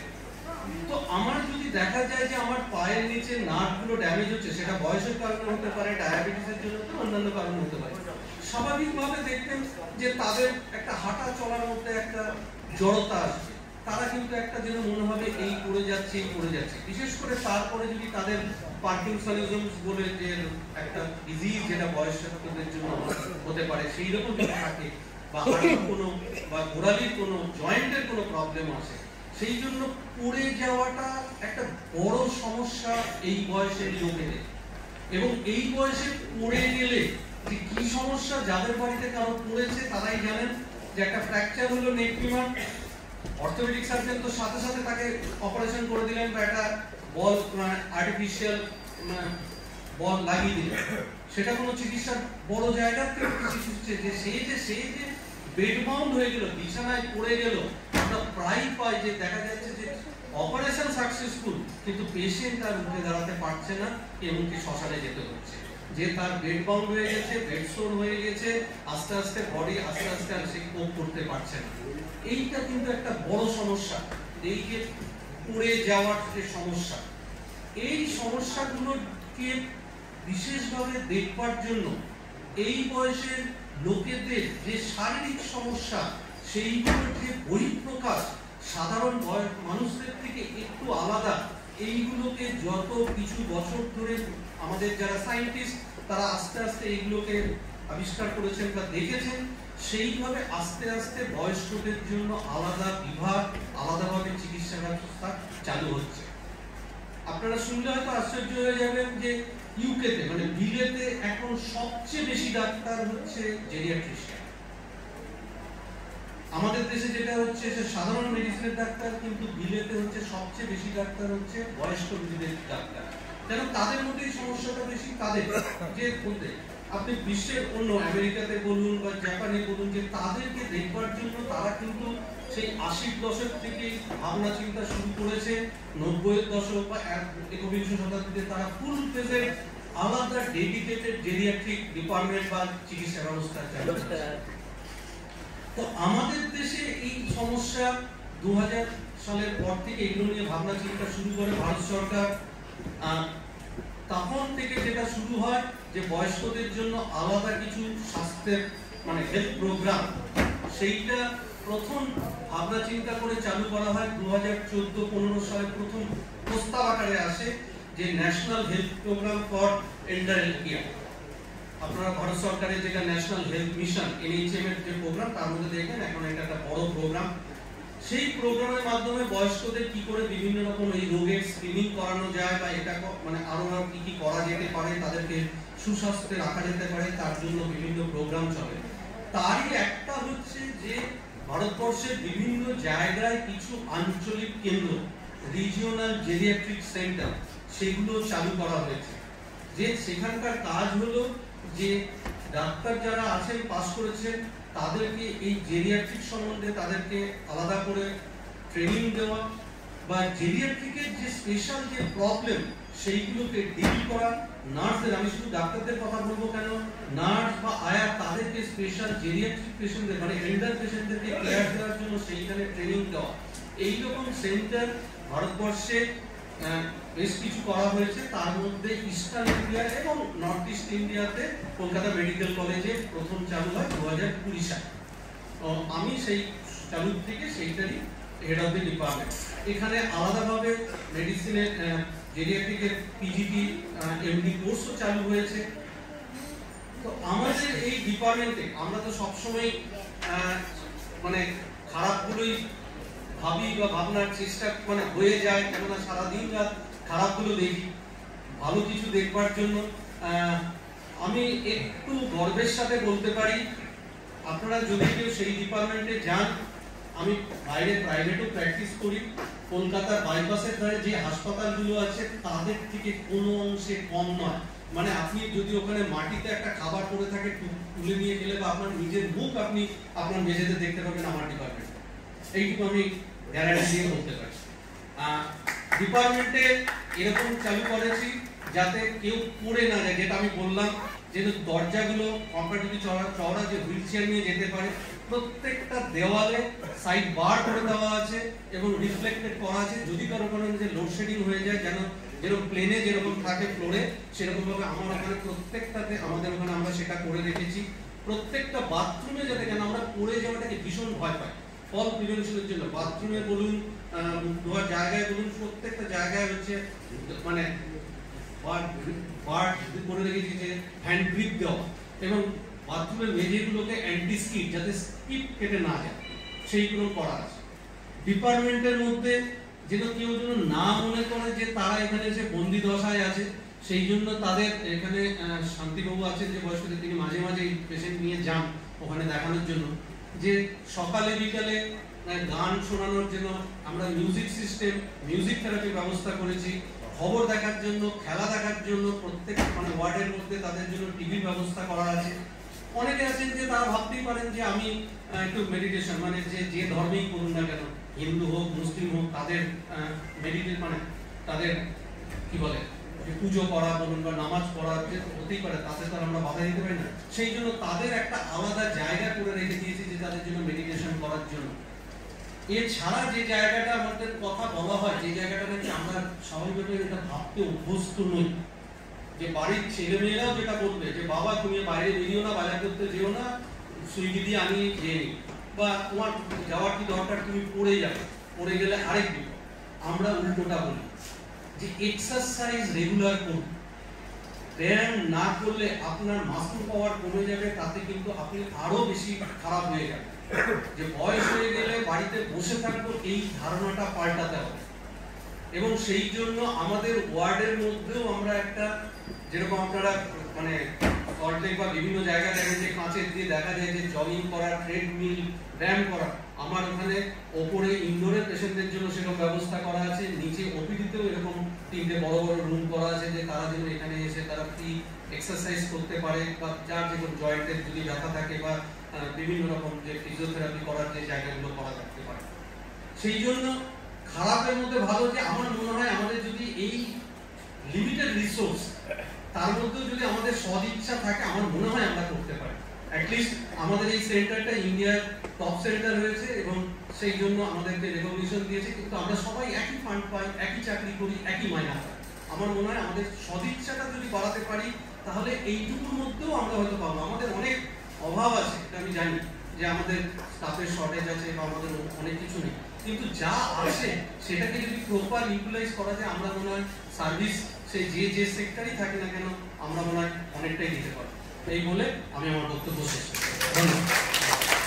ধন্যবাদ। আপনি ঘরে বসে ধরুন না, কালকে আমার ওপিডি ডেট আছে, আপনি আজকে ওয়েস্ট বেঙ্গল হেলথের ওপিডি ওয়েবসাইটে যাবেন, মেডিকেল কলেজে ক্লিক করলেন, আপনি জেরিয়াট্রিকে ক্লিক করবেন, করে আপনার নাম, ঠিকানা, ফোন নাম্বার দিলেই দেখবেন একটা ওপিডি টিকিট জেনারেট হয়ে যাবে।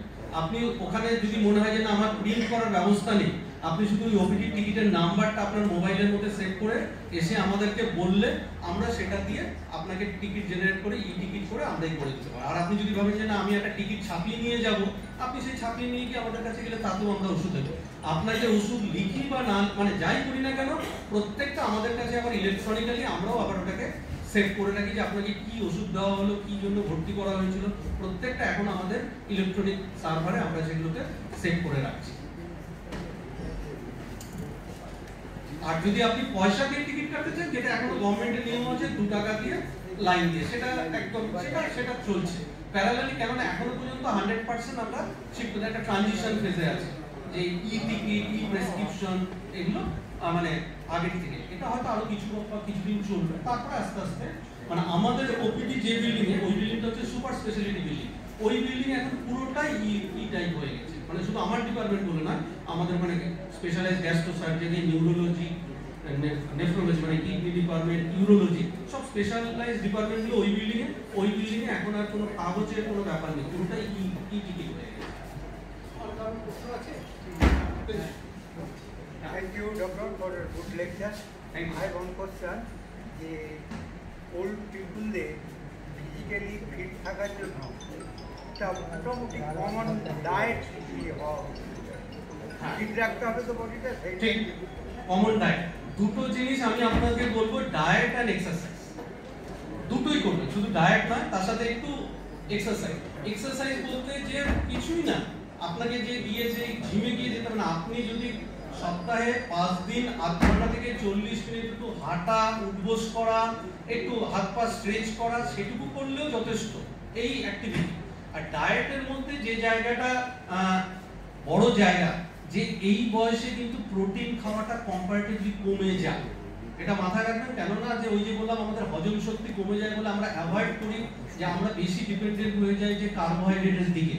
দেখা যায় যে ও মাছ খাবো না রে, মাংস খাবো না, সে মানে খেতে ইচ্ছে করছে না বলে। খেতে ইচ্ছে করছে না কেন না, সহ্য হয় না। কিন্তু আপনাকে ভেবে নিতে হবে আমার কিন্তু প্রোটিনটাও দরকার। সারা দিনের যে খাবার তার 4 ভাগের 1 ভাগ যেন প্রোটিন খাবার থাকে, সেটা মাছ, মাংস, ডিম দিয়েই হোক, দুধ দিয়েই হোক, পনির দিয়েই হোক, ছানা দিয়েই হোক, যেটা দিয়েই হোক, প্রোটিনটা যেন আপনার শরীরে আসে সেটা দেখা। আমরা একদম সহজ কথায় বলি যে 20 to 25% যেন আপনার প্রোটিন থাকে, 15 to 20% যেন আপনার ফ্যাট থাকে, আর 50% যেন আপনার কার্বোহাইড্রেট থাকে। কিন্তু দুঃখের বিষয় দেখা যায় যে আমাদের খাবার প্রায় 90%ই কার্বোহাইড্রেট হয়ে যায়। সামনের জন্য বলছেন ঠিক স্মরণ শক্তি কমে যাওয়াটা, এটা অনেকগুলো কারণ হয়। যে তার মধ্যে আমি বলি যে স্মরণ শক্তি 60-এর পরে আস্তে আস্তে আমাদের কারো কমে, তার মানে স্মরণ শক্তি কমে গেছে মানে যে বয়স হয়েছে এটা ভাববার কোনো কারণ নেই। আপনার যদি হাইপারটেনশন, ডায়াবেটিস বা এরকম কোনো রোগ থাকে, সেইগুলোর কারণেও কিন্তু আপনার স্মরণ শক্তি কমতে পারে। এছাড়া একটা বড় জায়গা, যেটা একটু আগে ওনার প্রশ্নের উত্তরের জায়গাতে আমি আসলাম, সেটা হচ্ছে নিউট্রিশনাল ডেফিসিট থাকলে অনেক দিন ধরে, একদিন দুদিনে না, সেটা আমরা একটা স্টাডি করেছি, যেটা হয়তো মানে এটা আমার কাছে গর্বের জায়গা, যা সারা পৃথিবীর মধ্যে বেস্ট স্টাডি হয়েছে এই গত বছর, হাইস্ট সাইটেড হয়েছে। যে আমরা ভারতবর্ষের 60-এর উপরে মানুষদের মধ্যে একটা সার্ভে করেছিলাম যে কত পার্সেন্ট লোকেদের স্মরণ শক্তি কমে যাচ্ছে, তার কি কারণ। তাতে দেখা গেছে 60-এর উপরে প্রায় 8% লোকেদের ডিমেনশিয়া, এবং তার মধ্যে ইম্পর্টেন্ট কারণ যেটা বেরিয়ে এসেছে সেটা হচ্ছে মহিলা, নিরক্ষর, গ্রামে থাকা মহিলা। এই তিনটে হচ্ছে মোস্ট সোশ্যাল ডিটারমিনেটিং ফ্যাক্টর। ফোর্থ কারণ কেন তাদের মধ্যে হচ্ছে, দেখতে গিয়ে দেখলাম হচ্ছে যে বায়োফুয়েল মাস, কাঠের জ্বালানিতে রান্না করা, দিনের পর দিন, বছরের পর বছর, কেরোসিন, কাঠ বা কয়লার উনুনে, সেই যে আপনারা যারা বায়োকেমিস্ট্রি বা কেমিস্ট্রি লোকজন জানেন, পার্টিকুলেট ম্যাটার লেস দ্যান 2.5, সেইগুলোকে আমরা স্টাডি করে দেখলাম যে ব্রেনে সেইগুলো ডিপোজিটেড হচ্ছে সেই মহিলাদের মধ্যে। সেগুলোকে আমরা ডকুমেন্ট করেছি, কিছুদিনের মধ্যে পেপারে বেরোবে যে এই বায়োফুয়েল মাসের ক্রনিক এফেক্ট বছরের পর বছর, সেই জন্য মহিলাদের মধ্যে যে স্মরণ শক্তি কমে যাওয়ার মানে সংখ্যা অনেক বেশি পুরুষদের থেকে। শহরের বয়স্ক মানুষ, রিটায়ার্ড মানুষ, সরকারি কর্মচারী সবচেয়ে কম হচ্ছে দিল্লিতে। তার স্বাভাবিক কারণ সেখানে হচ্ছে চাকরিজীবী, বুদ্ধিজীবী সবচেয়ে বেশি।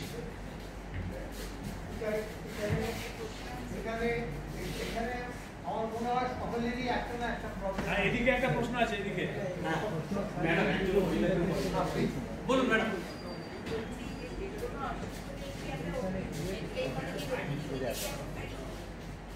যে কোনো মানে অসুস্থ, হ্যাঁ নিশ্চয়ই।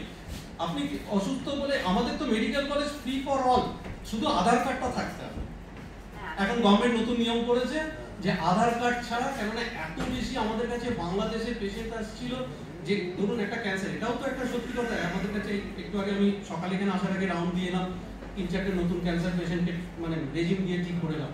বাইরে কিনতে গেলে প্রায় 80 থেকে 90,000 টাকা, আমরা তো ফ্রি দিচ্ছি। সেই জন্য গভর্নমেন্ট নতুন নিয়ম করেছে যে আধার কার্ড ছাড়া তুমি কাউকে ভর্তি করবে না, এটা ফ্রি রেকমেন্ড করবে।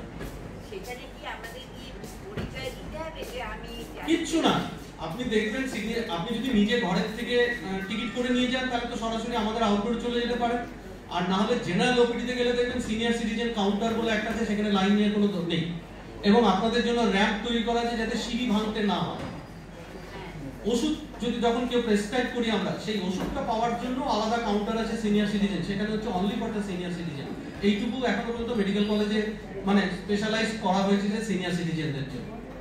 আচ্ছা, ধন্যবাদ ডক্টর তালুকদার।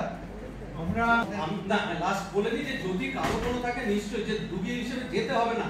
আপনারা মেডিকেল কলেজে কোনো এখানে শান্তিবাবু আছেন, উনি তো জানি পায় মাঝে মাঝে, ওনার সাথে যোগাযোগ করতে পারেন। রবিবাবু আছেন, আপনারা যাবেন, দেখেও আসবেন এবং আপনাদের এই সমস্যাগুলো নিশ্চয়ই আমরা সমাধান করার যতটা পারি। আসলে আমি ডক্টর সঞ্জয় গার্গ, আমি the head of the department of psychiatry at Fortis hospital.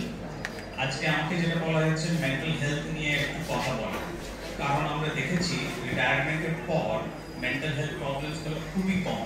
যেরকম আমরা ফিজিক্যাল হেলথ প্রবলেমস গুলো বললাম, সেরকমই যেরকম উনি বলছিলেন যে মেমোরি প্রবলেমস, সেটা মেন্টাল হেলথ প্রবলেমের মধ্যেই পড়ে। আর আনফরচুনেটলি যেটা আমরা দেখেছি, যেহেতু আমাদের এখন সার্ভাইভাল রেট অনেক বেড়ে গেছে, ওই জন্য আমরা যেটা স্যার বলছিলেন একটু আগে ডক্টর তালুকদার, সেরকমই আমরা বয়স্ক মানুষকে অনেক বেশি দেখছি কম্পেয়ার টু নর্মাল পপুলেশন। আজকে আমার কাছে এরকম পেশেন্টরাও আছে যারা অলমোস্ট 90 ইয়ার্স ওল্ড। তো আমরা খুবই অনেক বেশি বয়স্ক মানুষদেরকে দেখছি। আমাদের সোসাইটিতেও অনেক কিছু পরিবর্তন হয়েছে, আমাদের অ্যাটিটিউডগুলোতেও অনেক কিছু পরিবর্তন হয়েছে। আমিও নিজেকে অনেকটাই বয়স্ক মনে করি, কারণ এখন যে ইয়াং জেনারেশনকে যখন দেখি, অনেকটা ওদের সাথে সেই মত মেলে না, কিংবা অনেকটাই ওদের ল্যাঙ্গুয়েজও বুঝতে পারি না। ওরা যে কথাবার্তা বলে, যেভাবে ওরা কথাবার্তা বলে, যেভাবে ওরা আমাকে টেক্সট পাঠায়, যখন আমার একটা পেশেন্ট দেখলাম আমি, তারপর ওরা যখন আমাকে একটা টেক্সট পাঠায়, অনেকবার আমি বুঝতেই পারি না, গুগলে গিয়ে খুঁজতে হয় যে ওরা কি লিখেছে। ওরা যে অ্যাপ্লিকেশনস গুলো ইউজ করে সেগুলো অনেকবারই বোঝা যায়। সো আমি যেটা বলতে চাই, রিটায়ারমেন্ট অনেকটাই আমরা ভাবি যে it's a very sort of difficult period, but আপনি যদি চান রিটায়ারমেন্ট কিন্তু অনেকটাই ভালো হতে পারে। আমরা সারা বয়স কাজ করি, কাজের জন্যই আমরা সবসময় লড়ে যাই, আর আমরা কাজটাকেই লিভিং হিসাবে ধরি। আজকে আমি এজ এ ডক্টর ভাবি যে হ্যাঁ, ডক্টর ছাড়া আমি আর কিছু নেই, তার বাইরে কিছু নেই, তার বাইরে কোনো জগৎ নেই। আমরা নিজেদেরকে আমাদের প্রফেশন হিসাবে আইডেন্টিফাই করি, কিন্তু রিটায়ারমেন্টের পরে আসল লাইফটা আরম্ভ হয়।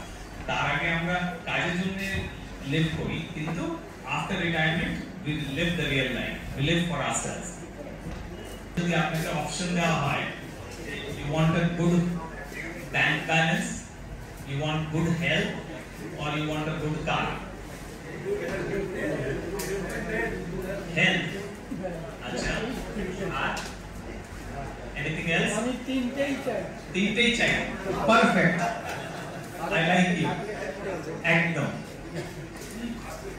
So maybe we can take out the car, but I think it is very difficult to choose between the first two, a good health and a good financial plan, because I think we need both. Unfortunately, আমরা যাই বলি না কেন, we need some money to survive.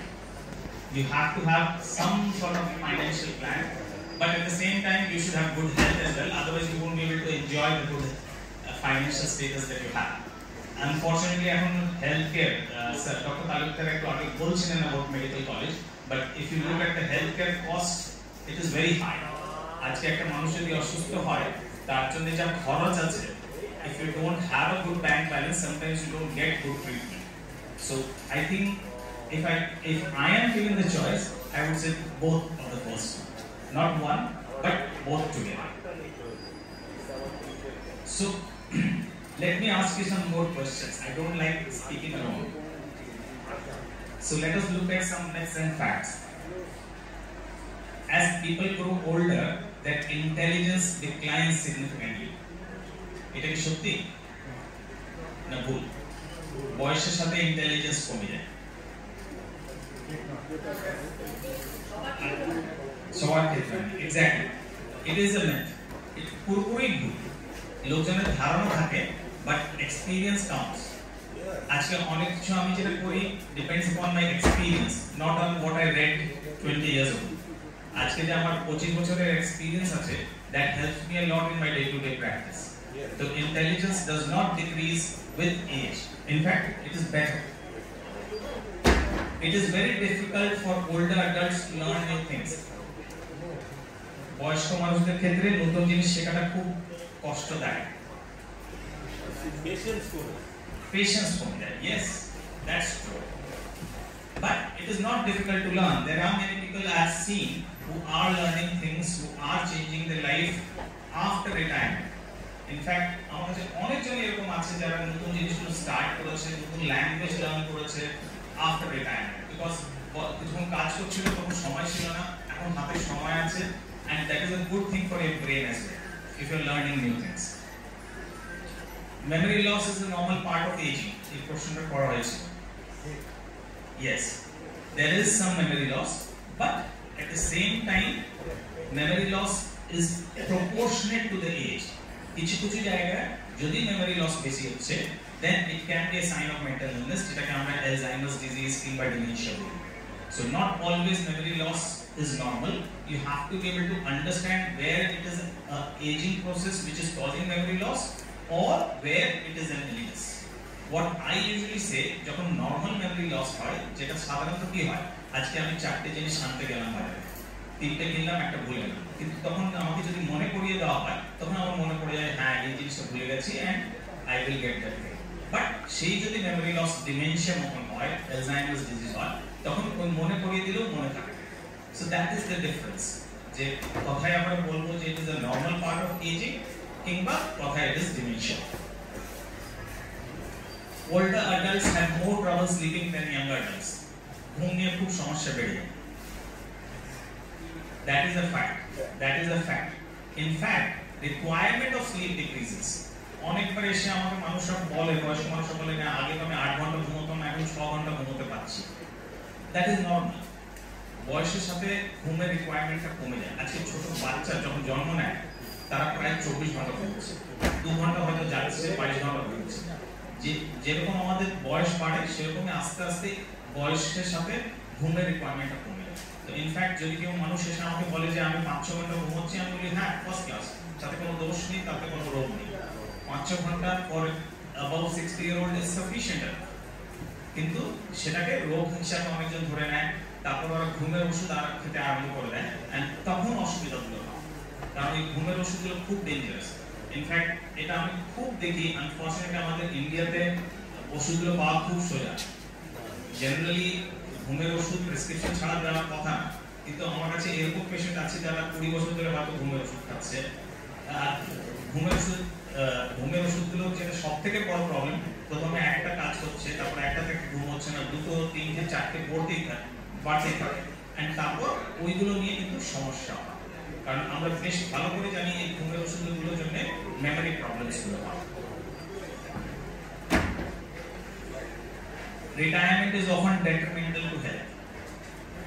No, again, I don't agree with that, because if you plan properly, you can have a good quality life after retirement. So retirement does not mean that your health will deteriorate. That is up to you. Older workers cannot work as effectively as young workers. বয়স্ক মানুষরা young personদের মতন কাজ করতে পারে। Not necessary. If you are given the right support, you can work. যেরকম উনি বলছিলেন যে আমরা একটা হ্যান্ডেল বার দিয়ে দিলাম bathroom. So if you modify things, আজকে মোবাইলে বড় আইকন দিয়ে দিলাম, যদি কম্পিউটারে বড় ফরম্যাটে দিয়ে দিলাম, পিপল ক্যান ওয়ার্ক। এরকম কোনো ব্যাপার না যে young persons can work and older people can't work, they can work equally. Older adults take longer to recover from physical and psychological illnesses. বয়স্কদের ক্ষেত্রে কোনো রোগ হলে তাদের কিন্তু বেশি সময় লাগে। That's a fact. Unfortunately, that is a fact. যেটা আগে ডক্টর তালুকদার বলছিলেন, আমাদের বডির ইমিউনিটি, আমাদের বডির লড়াই করার ক্ষমতা, আমাদের বডির রিকভারি প্রসেস, মাসলস গুলো সবাই উইক হয়ে যায়। যেরকম উনি বললেন, এই একটা ফ্র্যাকচার নেক ফিমার পাই গেল, পড়ে গেলাম, হাড় ভেঙে গেল, তারপর রিকভার করতে অনেকবার লোকজন পারে না, because the ability to recover decreases. So basically আমি এই জিনিসগুলোতে একটু হালকা করে টাচ করব। Physical wellness, social wellness, emotional wellness, intellectual wellness, environmental wellness and financial wellness, because these aspects are very necessary for someone who is at your age. আপনার বয়সে এই জিনিসগুলো ভাবা খুবই দরকার আছে if you want to remain mentally fit. আমরা মেডিসিনে সবসময় বলি prevention is better than cure. রোগ হওয়ার আগে যদি আমরা আটকাতে পারি, it is always better, because রোগ হয়ে গেলে তখন অসুবিধা আছে। So we always prefer যদি আমরা রোগগুলোকে আটকাতে পারি। Some of the things Dr. Talukdar already বলেছেন, physical wellness. How can you keep physically well? উনি যেটা বললেন, exercise. Exercise is one of the most important things. Simple exercise, 30 minutes of walking, 5 minutes a day is good enough. কিন্তু please আজকে আমি বলে দিয়েছি 30 minute walking করতে হবে, কালকে থেকে আরম্ভ করতে হবে না, তাহলে কিন্তু মাসলগুলো বিপদে। So start with 5 minutes, add 1 minute every day and then reach 30 minutes. আজকে আমি বলে দিয়েছি 30 মিনিট, মানে কালকে থেকে 30 মিনিট আরম্ভ করে দিলেন, প্লিজ করবেন না, তাহলে কিন্তু বিপদ হয়ে যাবে। So start slowly and আস্তে আস্তে বাড়াবেন, একবারে 30 মিনিট না। The target is to reach 30 minutes. Exercise is very useful, যেটা স্যার বলছিলেন, not only for one thing but multiple things. Digestion বলুন, ব্যালেন্স বলুন, সবকিছুতেই, মেন্টাল হেলথ বলুন, সবকিছুতেই কিন্তু এক্সারসাইজ খুব important. So exercise is an essential part of keeping well. সেটা আমরা অনেকবার ভুলে যাই, অনেকবার আনফরচুনেটলি এই সোশ্যাল মিডিয়া এই জিনিসগুলোকে ঘেটে দিচ্ছে। আমরা মোবাইলে, ল্যাপটপে, কম্পিউটারে এত বেশি সময় স্পেন্ড করছি যে আমরা এক্সারসাইজ ভুলে যাই। হ্যাঁ, আমার হাঁটতে কষ্ট হচ্ছে, but I can do upper limb exercise. আমি হাঁটতে পারি না স্যার, আমাকে অনেকজন এসে বলে যে না আমার হাঁটতে কষ্ট হয়, but you can do the rest of the exercise. Upper limb বলুন, অ্যাবডোমেন বলুন, সবকিছুর এক্সারসাইজ করা হয়। So you can do that, still do that. Diet, এই নিয়ে প্রশ্ন উঠেছিল যে কি খাবো কি না। One of the most important thing is diet at your age. Sir যেটা বলছিলেন, you need to be able to maintain a good diet, যেটা আমাদের ভাষায় বলি balanced diet. That is very very important. Especially এই বয়সে আমরা খুব, যেরকম স্যার বলছিলেন, আমাদের মাসলগুলো স্লো ডাউন হয়ে যায়। তো বাইরের মাসল যেরকম স্লো ডাউন হয়ে যায়, পেটের মাসলগুলো স্লো ডাউন হয়ে যায়। Constipation is a big problem. আমাকে অর্ধেক লোকজন এসে বলে মাথায় গ্যাস উঠে গেছে। So gas is a big problem. Constipation is a big problem. তো আমরা যদি ডায়েট একটু খেয়াল রাখি, যে সময় মতন খাচ্ছি, অল্প করে বারবার খাওয়া, একটু ফাইবার বেশি খাই, সোডিয়াম একটু কম, একটু ফ্যাট কম, এটা কিন্তু খুব important, specially at your age. যে একটু নুন কম খাওয়া, একটু তেল কম খাওয়া, এই দুটো জিনিসে যদি কন্ট্রোল রাখা হয়, আর ফাইবার কন্টেন্ট যদি বেশি থাকে, প্রোটিন কন্টেন্ট যদি বেশি থাকে, তাহলে কিন্তু diet can play a big huge role in keeping you well. So that is a very very important thing. আমরা স্পেশালি বলি omega 3 fatty acids, calcium, এগুলোর একটু মাঝে মাঝে সাপ্লিমেন্ট নেওয়া, that will keep you well. Protein and water is again very important. আমরা সাধারণত একটা গরম জায়গাতে খাচ্ছি, গরম এখন বেড়ে গেছে আগে থেকে, যদি আমরা ঠিক মতন জল না খাই, that itself can cause a lot of problems. আবার কিন্তু জল বেশি খাওয়াটাও বিপদ। আমার কাছে এরকম আছে লোকজন যারা 9-10 লিটার জল পার ডে খাচ্ছে, তাদের আবার সোডিয়াম কমে গেছে, আর সেটা নিয়ে একটা সমস্যা। সাধারণত আমরা বলি around 3 লিটার মতন জল per day is sufficient. So that is again very important, যেটা আমরা কি খাচ্ছি, যেমন চিকেন আছে, baked fish, low fat yogurt, egg white, এই জিনিসগুলো আপনাকে প্রোটিন প্রোভাইড করতে পারে। আগেও স্যার বলেছেন, protein content is very important at your age. তো প্রোটিনের উপরে একটু ফোকাস দিতে হবে, একটু চেষ্টা করতে হবে যেন আমরা প্রোটিন কন্টেন্ট বেশি করে নিচ্ছি। এন্ড অফ কোর্স অনেকগুলো এখন জুসগুলো বেরিয়েছে, এই প্যাকেট জুস, সেগুলো পুরোই খাওয়া, সেগুলো কোনো জুস নেই, পুরো sugar. It does not help you in terms of fruits আপনি খান, that is better than taking a juice. আমরা রেকমেন্ড করি at least 1 fruit every day, ঘুরিয়ে ঘুরিয়ে খাওয়া। different fruits mixed করে খাও। So at least one fruit portion should be there in your meal every day. And of course avoid alcohol and tobacco. আরেকটা জিনিস prevention যেটা বলছিলাম is important. তো কিছু জিনিস from medical point of view আপনাদের জানা দরকার, especially your numbers. So when I say numbers, what do I mean? 1, blood pressure. একটু মনিটরিং করার দরকার আছে। অনেকবার I work at Fortis hospital, ওখানে আমরা কিডনিতে অনেকগুলো কিডনি ট্রান্সপ্লান্ট করি। One of the commonest cause is undetected blood pressure. Blood pressure ছিল, কোনোদিন মাপা হয়নি, কোনোদিন তার চিকিৎসা করা হয়নি, কিংবা তার ওষুধ ঠিক মতো নেওয়া হয়নি। So please be very careful at your age about blood pressure. কারণ ব্লাড প্রেশার এরকম একটা জিনিস যেটা হার্টকেও ড্যামেজ করতে পারে, লাংসকেও ড্যামেজ করতে পারে, কিডনিকে ড্যামেজ করতে পারে, প্যারালাইসিস হয়ে যেতে পারে। So the blood pressure should be below 150/90. উপরের ব্লাড প্রেশার আমরা নরমাল রেঞ্জ বলি 150 থেকে 90, নিচেরটা 90 থেকে 60। At your age the blood pressure should not cross 150/90. Again exercise, নুন কম নেওয়া, ওষুধ নেওয়া, স্মোকিং, এগুলো যদি বন্ধ করি তাহলে কিন্তু we can control our blood pressure. Other thing যেটা আমরা কোভিডের সময় যেটা সবথেকে বেশি দেখলাম, blood sugar, uncontrolled blood sugar. Diabetes আছে কিন্তু আমি খেয়াল রাখছি, ডায়াবেটিস কে আমরা সাইলেন্ট কিলার বলি। So again if you have diabetes, ওটাকে প্লিজ কন্ট্রোলে রাখুন, because that is one illness which can কুই পোকার মতো পুরো শরীরটাকে নষ্ট করে দিতে পারে। So that is the other thing which you need to take care of. Last thing, cholesterol. Cholesterol again is very important to prevent heart attacks. যদি আপনার কোলেস্টেরল হাই থাকছে, একটা ট্যাবলেট খাওয়া, যেটা আমাদের ভাষায় স্ট্যাটিনস বলি, সেটা is much safer than risking it. And of course যেটা বলছিলাম আগেও, ফ্যাট কন্টেন্ট খাবার থেকে কমিয়ে দিতে হবে। ডিম খাচ্ছি কুসুম বাদ দিয়ে, চিকেন খাচ্ছি স্টিউ করে, নট কারি, একটু ফ্যাট কন্টেন্টটাকে যতটা কমিয়ে দিতে পারি। মটন হয়তো মাসে একবার কিংবা দুবার। So those things we need to remember. যেটা আমরা বলি সাধারণত total cholesterol should be less than 200।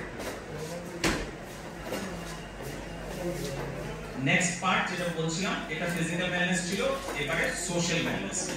Unfortunately যেটা আমরা দেখছি ইন দ্য কান্ট্রি, আমি যখন বড় হয়েছিলাম একটা পাড়া কনসেপ্ট ছিল, এখন সবার ফ্ল্যাট বাড়ি হয়ে গেছে।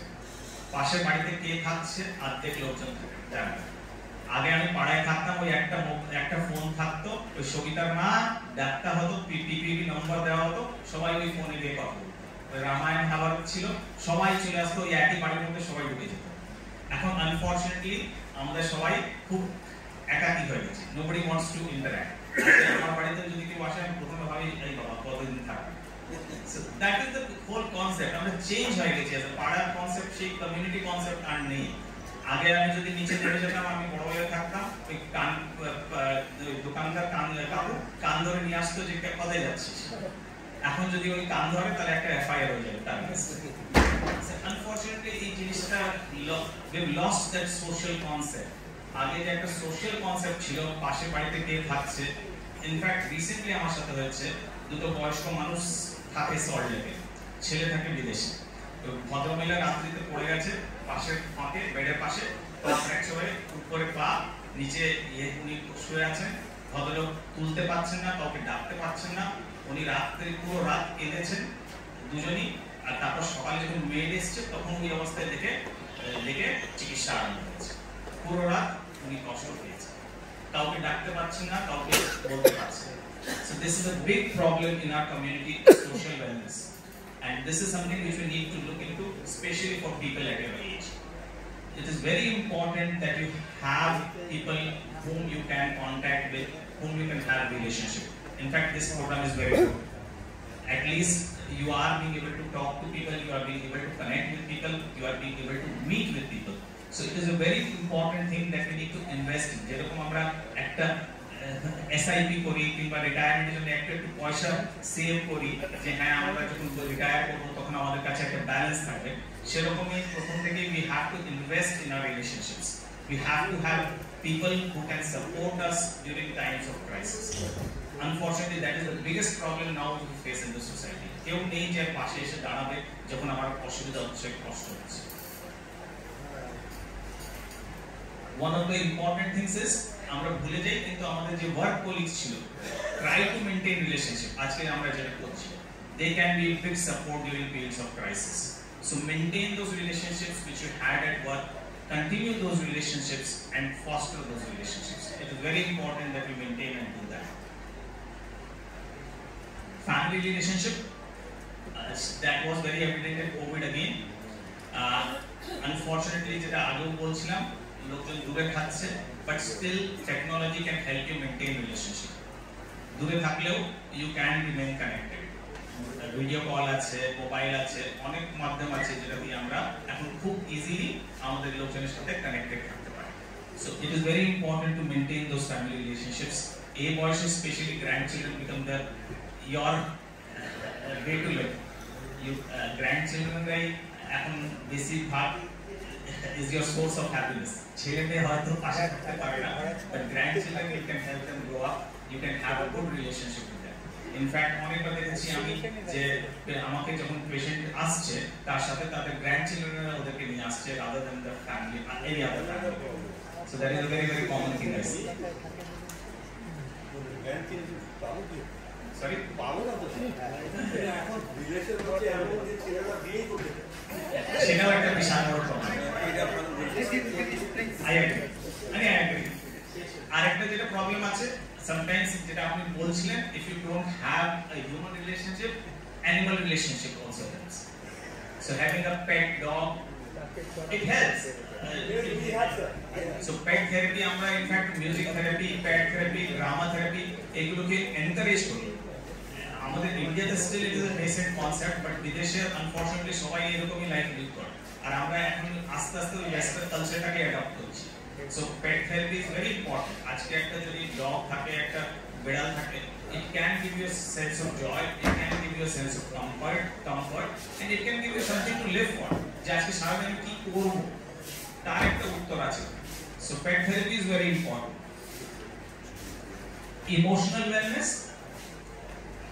one of the most important things is positive thinking I know it is very easy to think negatively but positive thinking can go a long way our human body is very adaptable আজকে এখানে আমাদের এখন AC আছে আমরা ভালোভাবে সুস্থভাবে বসে আছি কোনো অসুবিধা হচ্ছে না সেই যদি এসি চলে যায় আমরা একটু ঘামবো কষ্ট হবে কিন্তু তারপর একটু অ্যাডজাস্ট করব our body is very very adaptable you can train it in the way you want আজকে আমরা বাচ্চাকে পটি ট্রেনিং দিচ্ছি আজকে আমরা যে লিখতে আরম্ভ করছি প্রথমে কিছুই লিখতে পারতাম না তারপর এখন সবকিছু লিখতে পারছি how we have adapted ourselves we have trained ourselves similarly you can train yourself to think positively as well আজকে খুব ইজি আমি সকালে উঠে প্রথমে ভাবতেই পারি যে আজকে আমার ব্যথা হচ্ছে আজকে আমার কষ্ট হচ্ছে আজকে আমার কাছে মেড আসেনি তার জন্য আমার কষ্ট হবে but if I want I can change that attitude is the most important thing in mental health so just remind yourself ki ha jinishta kharab ache but at the same time there are some good aspects as well it is not always that everything is bad hotei pare je sob shomoy sob kichui kharab ache seta to সম্ভব and especially আমরা যখন ওই negative thinking মোডে থাকি যদি ভালো কিছু জিনিস হয় সেটাকেও আমরা নেগেটিভলি দেখি তখন আমরা ওটাকে পজিটিভলি দেখি তো সেই যদি পজিটিভ অ্যাটিটিউড নিয়ে কোনো জিনিসকে অ্যাপ্রোচ করি হয়তো আমি চারটে কাজ করতে বেরিয়েছি একটা জায়গা হয়তো কোনো কাজ হলো না ধরুন ব্যাংকে গেলাম আজকে আমার পাসবুক আপডেটই হলো না সে বাকি যে তিনটে কাজ হলো সেটাকে আর গুরুত্ব দিচ্ছি না ওই একটা কাজ যেটা হলো না তার উপরেই ফোকাস করছি যে না আবার আমাকে যেতে হবে আবার ওই ব্যাংকে গিয়ে লাইন দিতে হবে আবার ওই জলের মধ্যে দাঁড়াতে বৃষ্টির মধ্যে দাঁড়াতে হবে গরমের মধ্যে দাঁড়াতে হবে কিন্তু বাকি যে আমি তিনটে কাজ করে এসেছি সেটার উপরে আর ফোকাস নেই ওই একটা কাজ নিয়ে ভাবনা চিন্তা করে যাচ্ছে so that is wire your attitude has তো আমি সেই জায়গায় যদি ভাবি না আমি আজকে তো তিনটে কাজ করে এসেছি একটা কাজ করে রয়েছে সেটাকে ঠিক আছে আমি পরে করে নেব so that will help you give that positivity that will help you give that energy that will help you run so positive thinking is very very important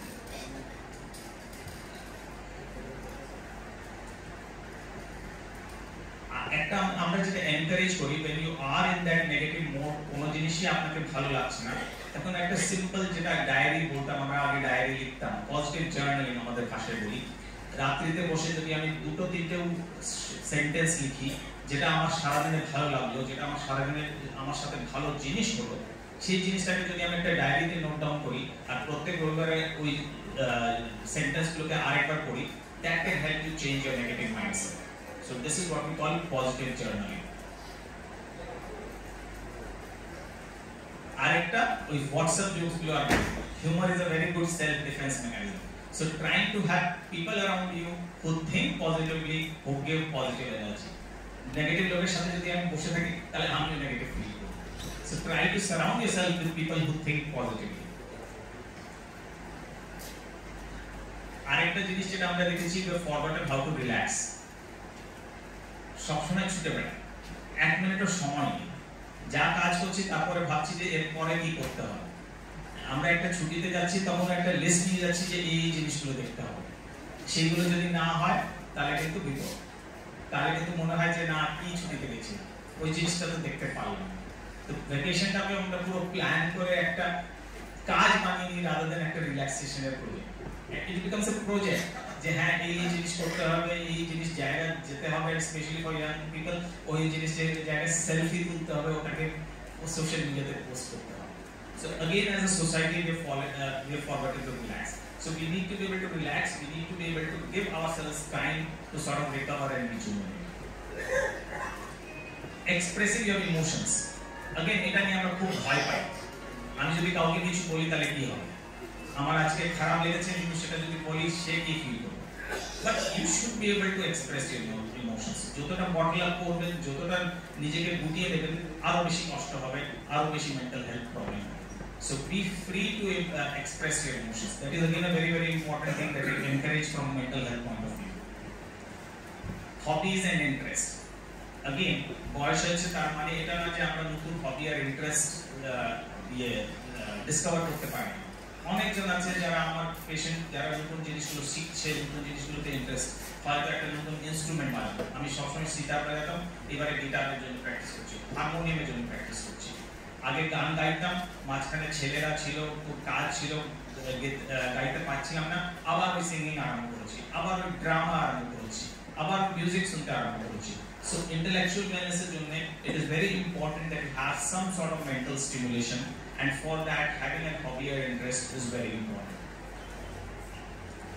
So what can you do? As I said, developing a hobby or interest, reading is a very good thing. যদি আমরা একটু newspaper পড়ি তাতে একটু কি হচ্ছে চারপাশে সেটাতেও আমরা জানতে পারছি, plus it keeps hour mental faculty free. Sudoku, crossword, এগুলো খুব ভালো exercise for logic and reasoning and preventing mental health problems.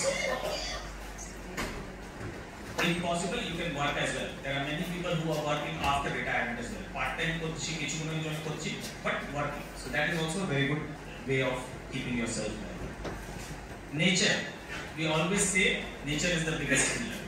So going for a walk, আমরা অনেকবার শহরে যখন ওয়াক করছি আমরা চারদিকে ওই বিল্ডিংস গুলো দেখছি কিন্তু তার বাইরে কিছু দেখছি। So going to a park, walking, cycling, all of these things connecting with nature helps. Financial wellness, I don't think I need to say about that. I think we have crossed that bridge. So planning for your retirement, having a good sort of investing in a proper manner, having some sort of help in terms of bank balances, etc. Of course, that. So just to finish, how can you keep active? By regularly exercising, walking, yoga, gym. It's very important that you're regularly interacting with others, going out for a lunch, joining a social club, traveling in a group, etc. And keeping your brain stimulated through reading, playing cards, Sudoku, video games, etc. So that's me. Thank you very much. Retirement is a journey and not a destination. Thank you.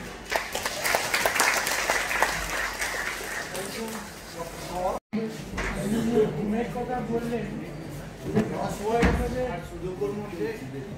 6 ঘন্টার বেশি দরকার নেই।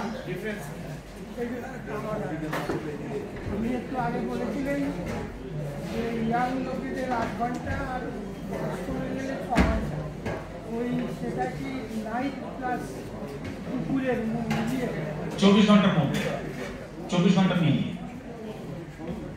Sudoku or crossword, again it depends upon what you are facing difficulties with. যদি আপনার vocabulary নিয়ে অসুবিধা হচ্ছে তাহলে crossword is better. যদি আপনার ম্যাথমেটিক্যাল জিনিসগুলো নিয়ে প্রবলেম হচ্ছে তাহলে sudoku is better. We recommend doing both, either or কিছু নেই, বোথ শুড বি ডান। আর একটাই জিনিস যদি আমি বারবার করি তাহলে একটু বোরিং হয়ে যায়, সেটাকে যদি আমি ঘুরিয়ে ফিরিয়ে করি তাহলে কিন্তু আরো ইন্টারেস্টিং হয়ে যায়।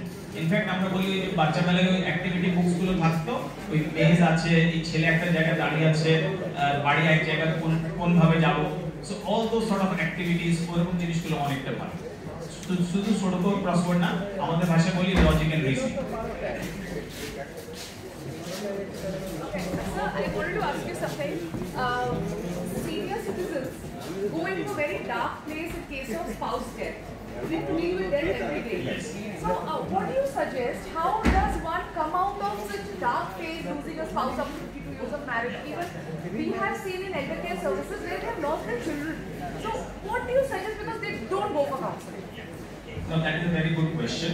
Unfortunately, এখন যেটা বলছিলাম, একটা টেন্ডেন্সি ইন দ্য সোসাইটি হয়ে গেছে যে দুজন বয়স্ক মানুষ একই থাকছে, আর তার মধ্যে যদি একজন চলে যায় তাহলে নেক্সট পারসনের জন্য খুবই বিপদ। এখানে কিন্তু we have to invest, যেটা আগে আমি বলছিলাম prevention is better than cure। তো এই জিনিসটা হওয়ার আগে we have to start thinking about this because unfortunately it is a practical aspect of life যে এই জিনিসটা কোনো না কোনো দিন হবে। So you have to have developed relationships out with your home, out with your family. So that is the most important thing that আজকে আমরা করছি, having a social connect, going out, volunteering, joining an NGO and taking part in some sort of a physical regime. And thankfully there are some associations like Pronam etc. who are providing services to take these people out and move them in the community. So those sort of things are very necessary. If you're doing that, that's fantastic. Thank you very much. Thank you, Dr. Gaur. সবাইকে আমার আন্তরিক শ্রদ্ধা প্রণাম। আমি যাদবপুর ইউনিভার্সিটির student ছিলাম অনেকদিন আগে, আপনাদের আমি উত্তরসূরি বলতে পারি। এখানে তো সবাই আছে যাদবপুর ইউনিভার্সিটি, তাই তো? একটু ইন্টারেক্টিভ করা যাক, হ্যাঁ, একটু মনোযোগ না করে খালি একটু কথোপকথন একটু শুরু করা যায়। আমি যাদবপুর ইউনিভার্সিটি ছিলাম জিওলজিক্যাল সায়েন্সেস থেকে, ওখানে জিওফিজিক্স নিয়ে 98-99 থেকে আমি পাস করি। তো তারপরে বেশ কয়েক বছর কর্পোরেট চাকরি বাকরি করবার পরে দেন আমি আসি সমাজের যারা বয়স্ক মানুষ আছে। আমি দীর্ঘ কয়েক বছর হচ্ছে চাকরি করেছি টাটাতে, তারপরে নিজের কিছু শুরু করবার জন্য আমি একটা কোম্পানি শুরু করি যার নাম হচ্ছে নেসকেয়ার টেক্সটাইল প্রাইভেট লিমিটেড, যেটা ব্র্যান্ড নেম এখন মাইটিস বলে হয়তো বহু জায়গাতে পরিচিত, ন্যাশনালি মানে ভারতবর্ষের বিভিন্ন জায়গাতে আমাদের কোম্পানির প্রেজেন্স আছে।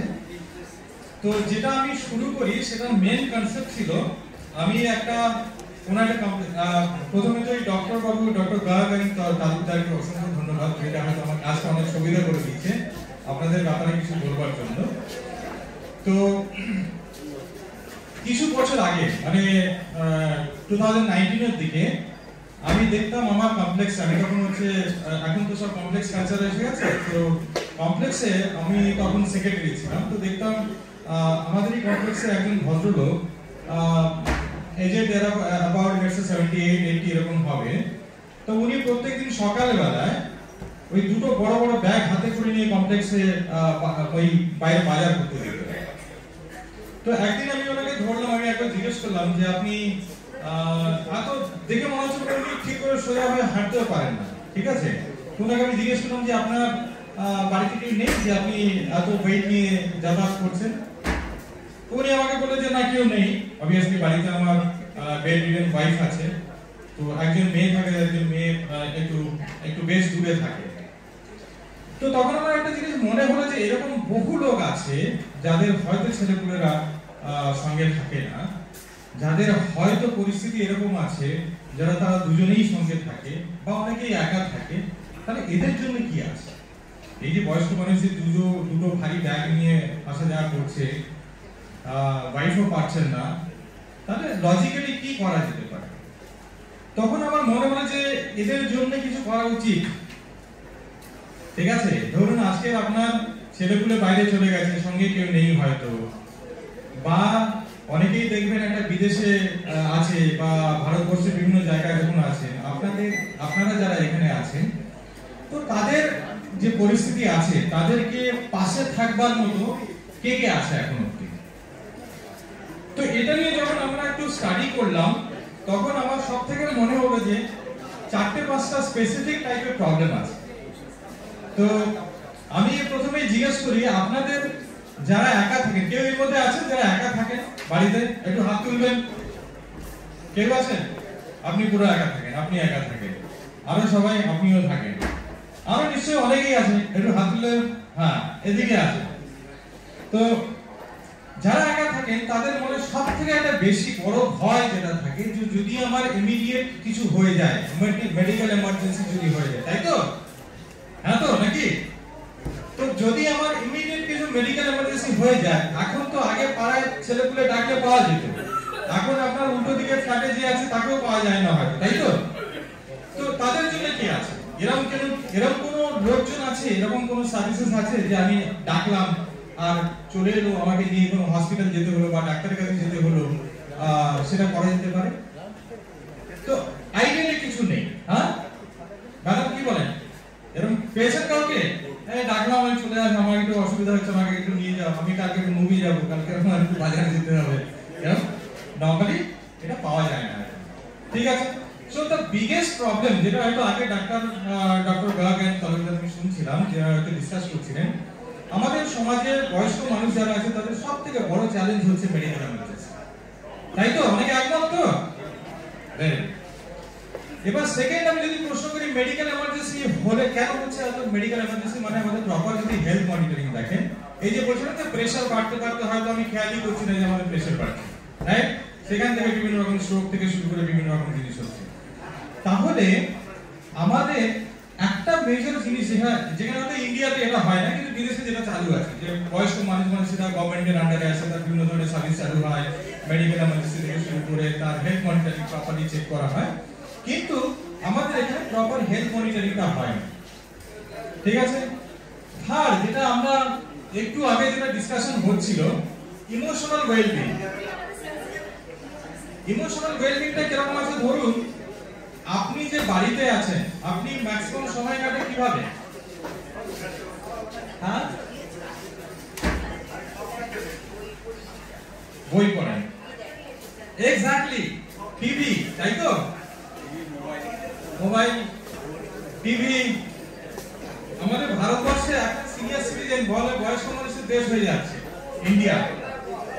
তো তাহলে আমাদের এখানে যত বয়স্ক মানুষ আছে, এখন যত ইন্ডিয়ার পপুলেশন আছে তার 10.5% হচ্ছে সিনিয়র সিটিজেন। ঠিক আছে? 15 কোটি হচ্ছে সিনিয়র সিটিজেন আছে। আপনি যে কোনো একটা মোবাইল নিন, ঠিক এই সময়ে হয়তো 70 লক্ষ লোক বলবে যে আমার সব থেকে বড় বন্ধু বা আমার সময় কাটছে টিভি দেখে, তাই তো? বাড়িতে টিভি চলতেই থাকে, কেউ দেখুক আর না দেখে। হ্যাঁ, তো তার মানে কি? তার মানে হচ্ছে কেউ না কেউ কথা বলতে চাচ্ছে, আমি কথা বলতে যাচ্ছি, কোনো না কোনো ভাবে আমি এনগেজ হতে চাচ্ছি, কিন্তু আনফরচুনেটলি আমার সঙ্গে কথা বলবার লোক নেই। এখন যে যারা যে জেনারেশন আমরা তৈরি হয়েছি বা আমাদের নেক্সট জেনারেশন যদি দেখেন, তারা হচ্ছে হয়তো সামনে এখান থেকে ওই অবধি বসে আছেন, আপনার সঙ্গে হয়তো হোয়াটসঅ্যাপে কথা হচ্ছে, তাই তো? হ্যাঁ, তো তাই যদি হয় তাহলে আমার সঙ্গে কে কথা বলবে? আমি তো কথা বলতে চাই, আমার পুরনো মেমোরি আছে, পুরনো আমার যা অভিজ্ঞতা আছে, আমি জানি যে এখনকার ছেলেগুলোর সঙ্গে সেই শেয়ারিং করতে পারলে আমি হয়তো সব থেকে খুশি হব, আমি লাইফের সঙ্গে এনগেজ থাকবো। কিন্তু আমার সঙ্গে সেই কথা বলবার লোকজন কিন্তু আজকাল নেই। তাহলে আমার ইমোশনাল ওয়েলবিং যেটা, আমি কোথাও এনগেজ থাকতে পারলে যেটা মেন্টালি ফিট থাকবো, যেটা ডক্টর গার্গ বলছিলেন না, আপনি লিখুন, আপনি কথা বলুন, আপনি গার্ডেনিং করুন, আপনি বই পড়ুন। পড়বেন কি করে? আপনি আপনার জিনিস শেয়ার করুন, হয়তো আপনি হয়তো লিখতে চলছেন, ম্যাডাম আপনি হয়তো কিছু লিখতে যাচ্ছেন, আপনার হাত হয়তো ঠিক করে চলছেন, আপনি চান কেউ এসে একটা লিখে দিক, আমি যেটা বলছি আমি রিড আউট করছি, বা আমি যেটা হয়তো পড়তে পারছি না কেউ এসে পড়ে দিক। পাবেন কাউকে? আইডেন্টি পাবেন না, সেই লোকজন নেই। তাহলে কি হচ্ছে? আমার যেটা মেন্টাল ওয়েলবিং, ইমোশনাল ওয়েলবিং, মানসিক ভাবে যে মানসিক স্বাস্থ্য আমরা যাকে বলি, সেটা কিন্তু আজকের দিনে সবথেকে বড় চ্যালেঞ্জ। তাই জন্য আপনাদের কাছে কি হচ্ছে, আপনি বলেন এই বড় একটা টিভি কিনে নি, হয়তো সকালে বাড়ি গেলে আমি একদম গ্যারান্টি দেখতে পাবো, আর যাই করে থাক না, এই বিরাট বড় একটা টিভি আছে আর ওটা বিনা কারণে চলছেও, হ্যাঁ।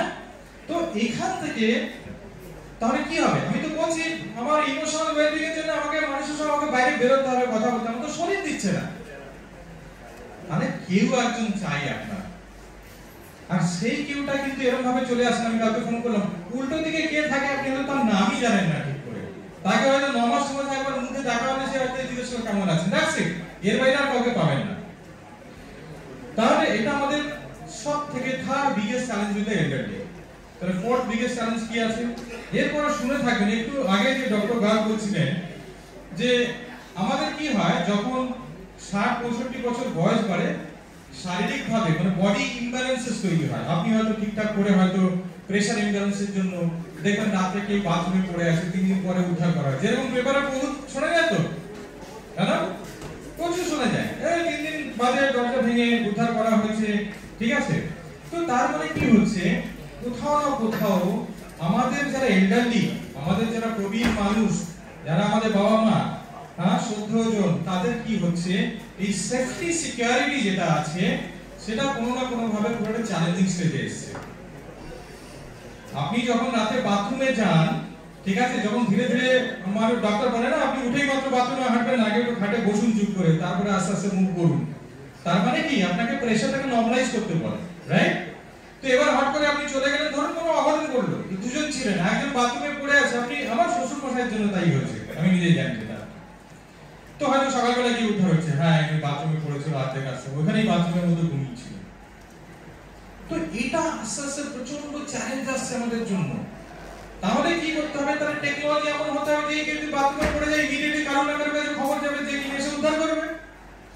আছে কজনের কাছে? কারো কাছে এরকম সিস্টেম? আমাদের বয়স হচ্ছে, আমরা মেন্টালি ইয়াং থাকবে, কিন্তু আমাদের সবসময় মনে রাখতে হবে আমাদের সেফটি মেজার্সও মাথায় রাখতে হবে, ঠিক আছে? তাহলে 4 নম্বর চ্যালেঞ্জ হলো সেফটি এন্ড সিকিউরিটি। 5 নম্বর একটা সমস্যা আছে, কিরকম? আপনার ওই ফ্যানটা খারাপ হয়ে গেছে, এসিটা চলছে না, ঠিক আছে, কালকে আমার একটু গ্রসারি লাগবে, হ্যাঁ, আমার ওই বাজার থেকে, বয়স্কদের একটা আরেকটা জিনিস আছে, ওই বাজার থেকে আমার মাছ ভালো পাওয়া যায়, ওই বাজার থেকে ফল ভালো পাওয়া যায়, রাইট? ও এই দোকান থেকে নিলে হবে না, ও ইনস্ট্রাকশন থাকে, হ্যাঁ? তো তাই যদি হয় তাহলে এই জিনিসগুলো করবার জন্য আপনার কাছে লোক থাকবে, এটা একটা বড় চ্যালেঞ্জ, রাইট? সেই 5টা প্রবলেম। তাহলে প্রথম 1 নম্বর বললাম medical emergency is a problem, সবাই একমত তো? Medical emergency.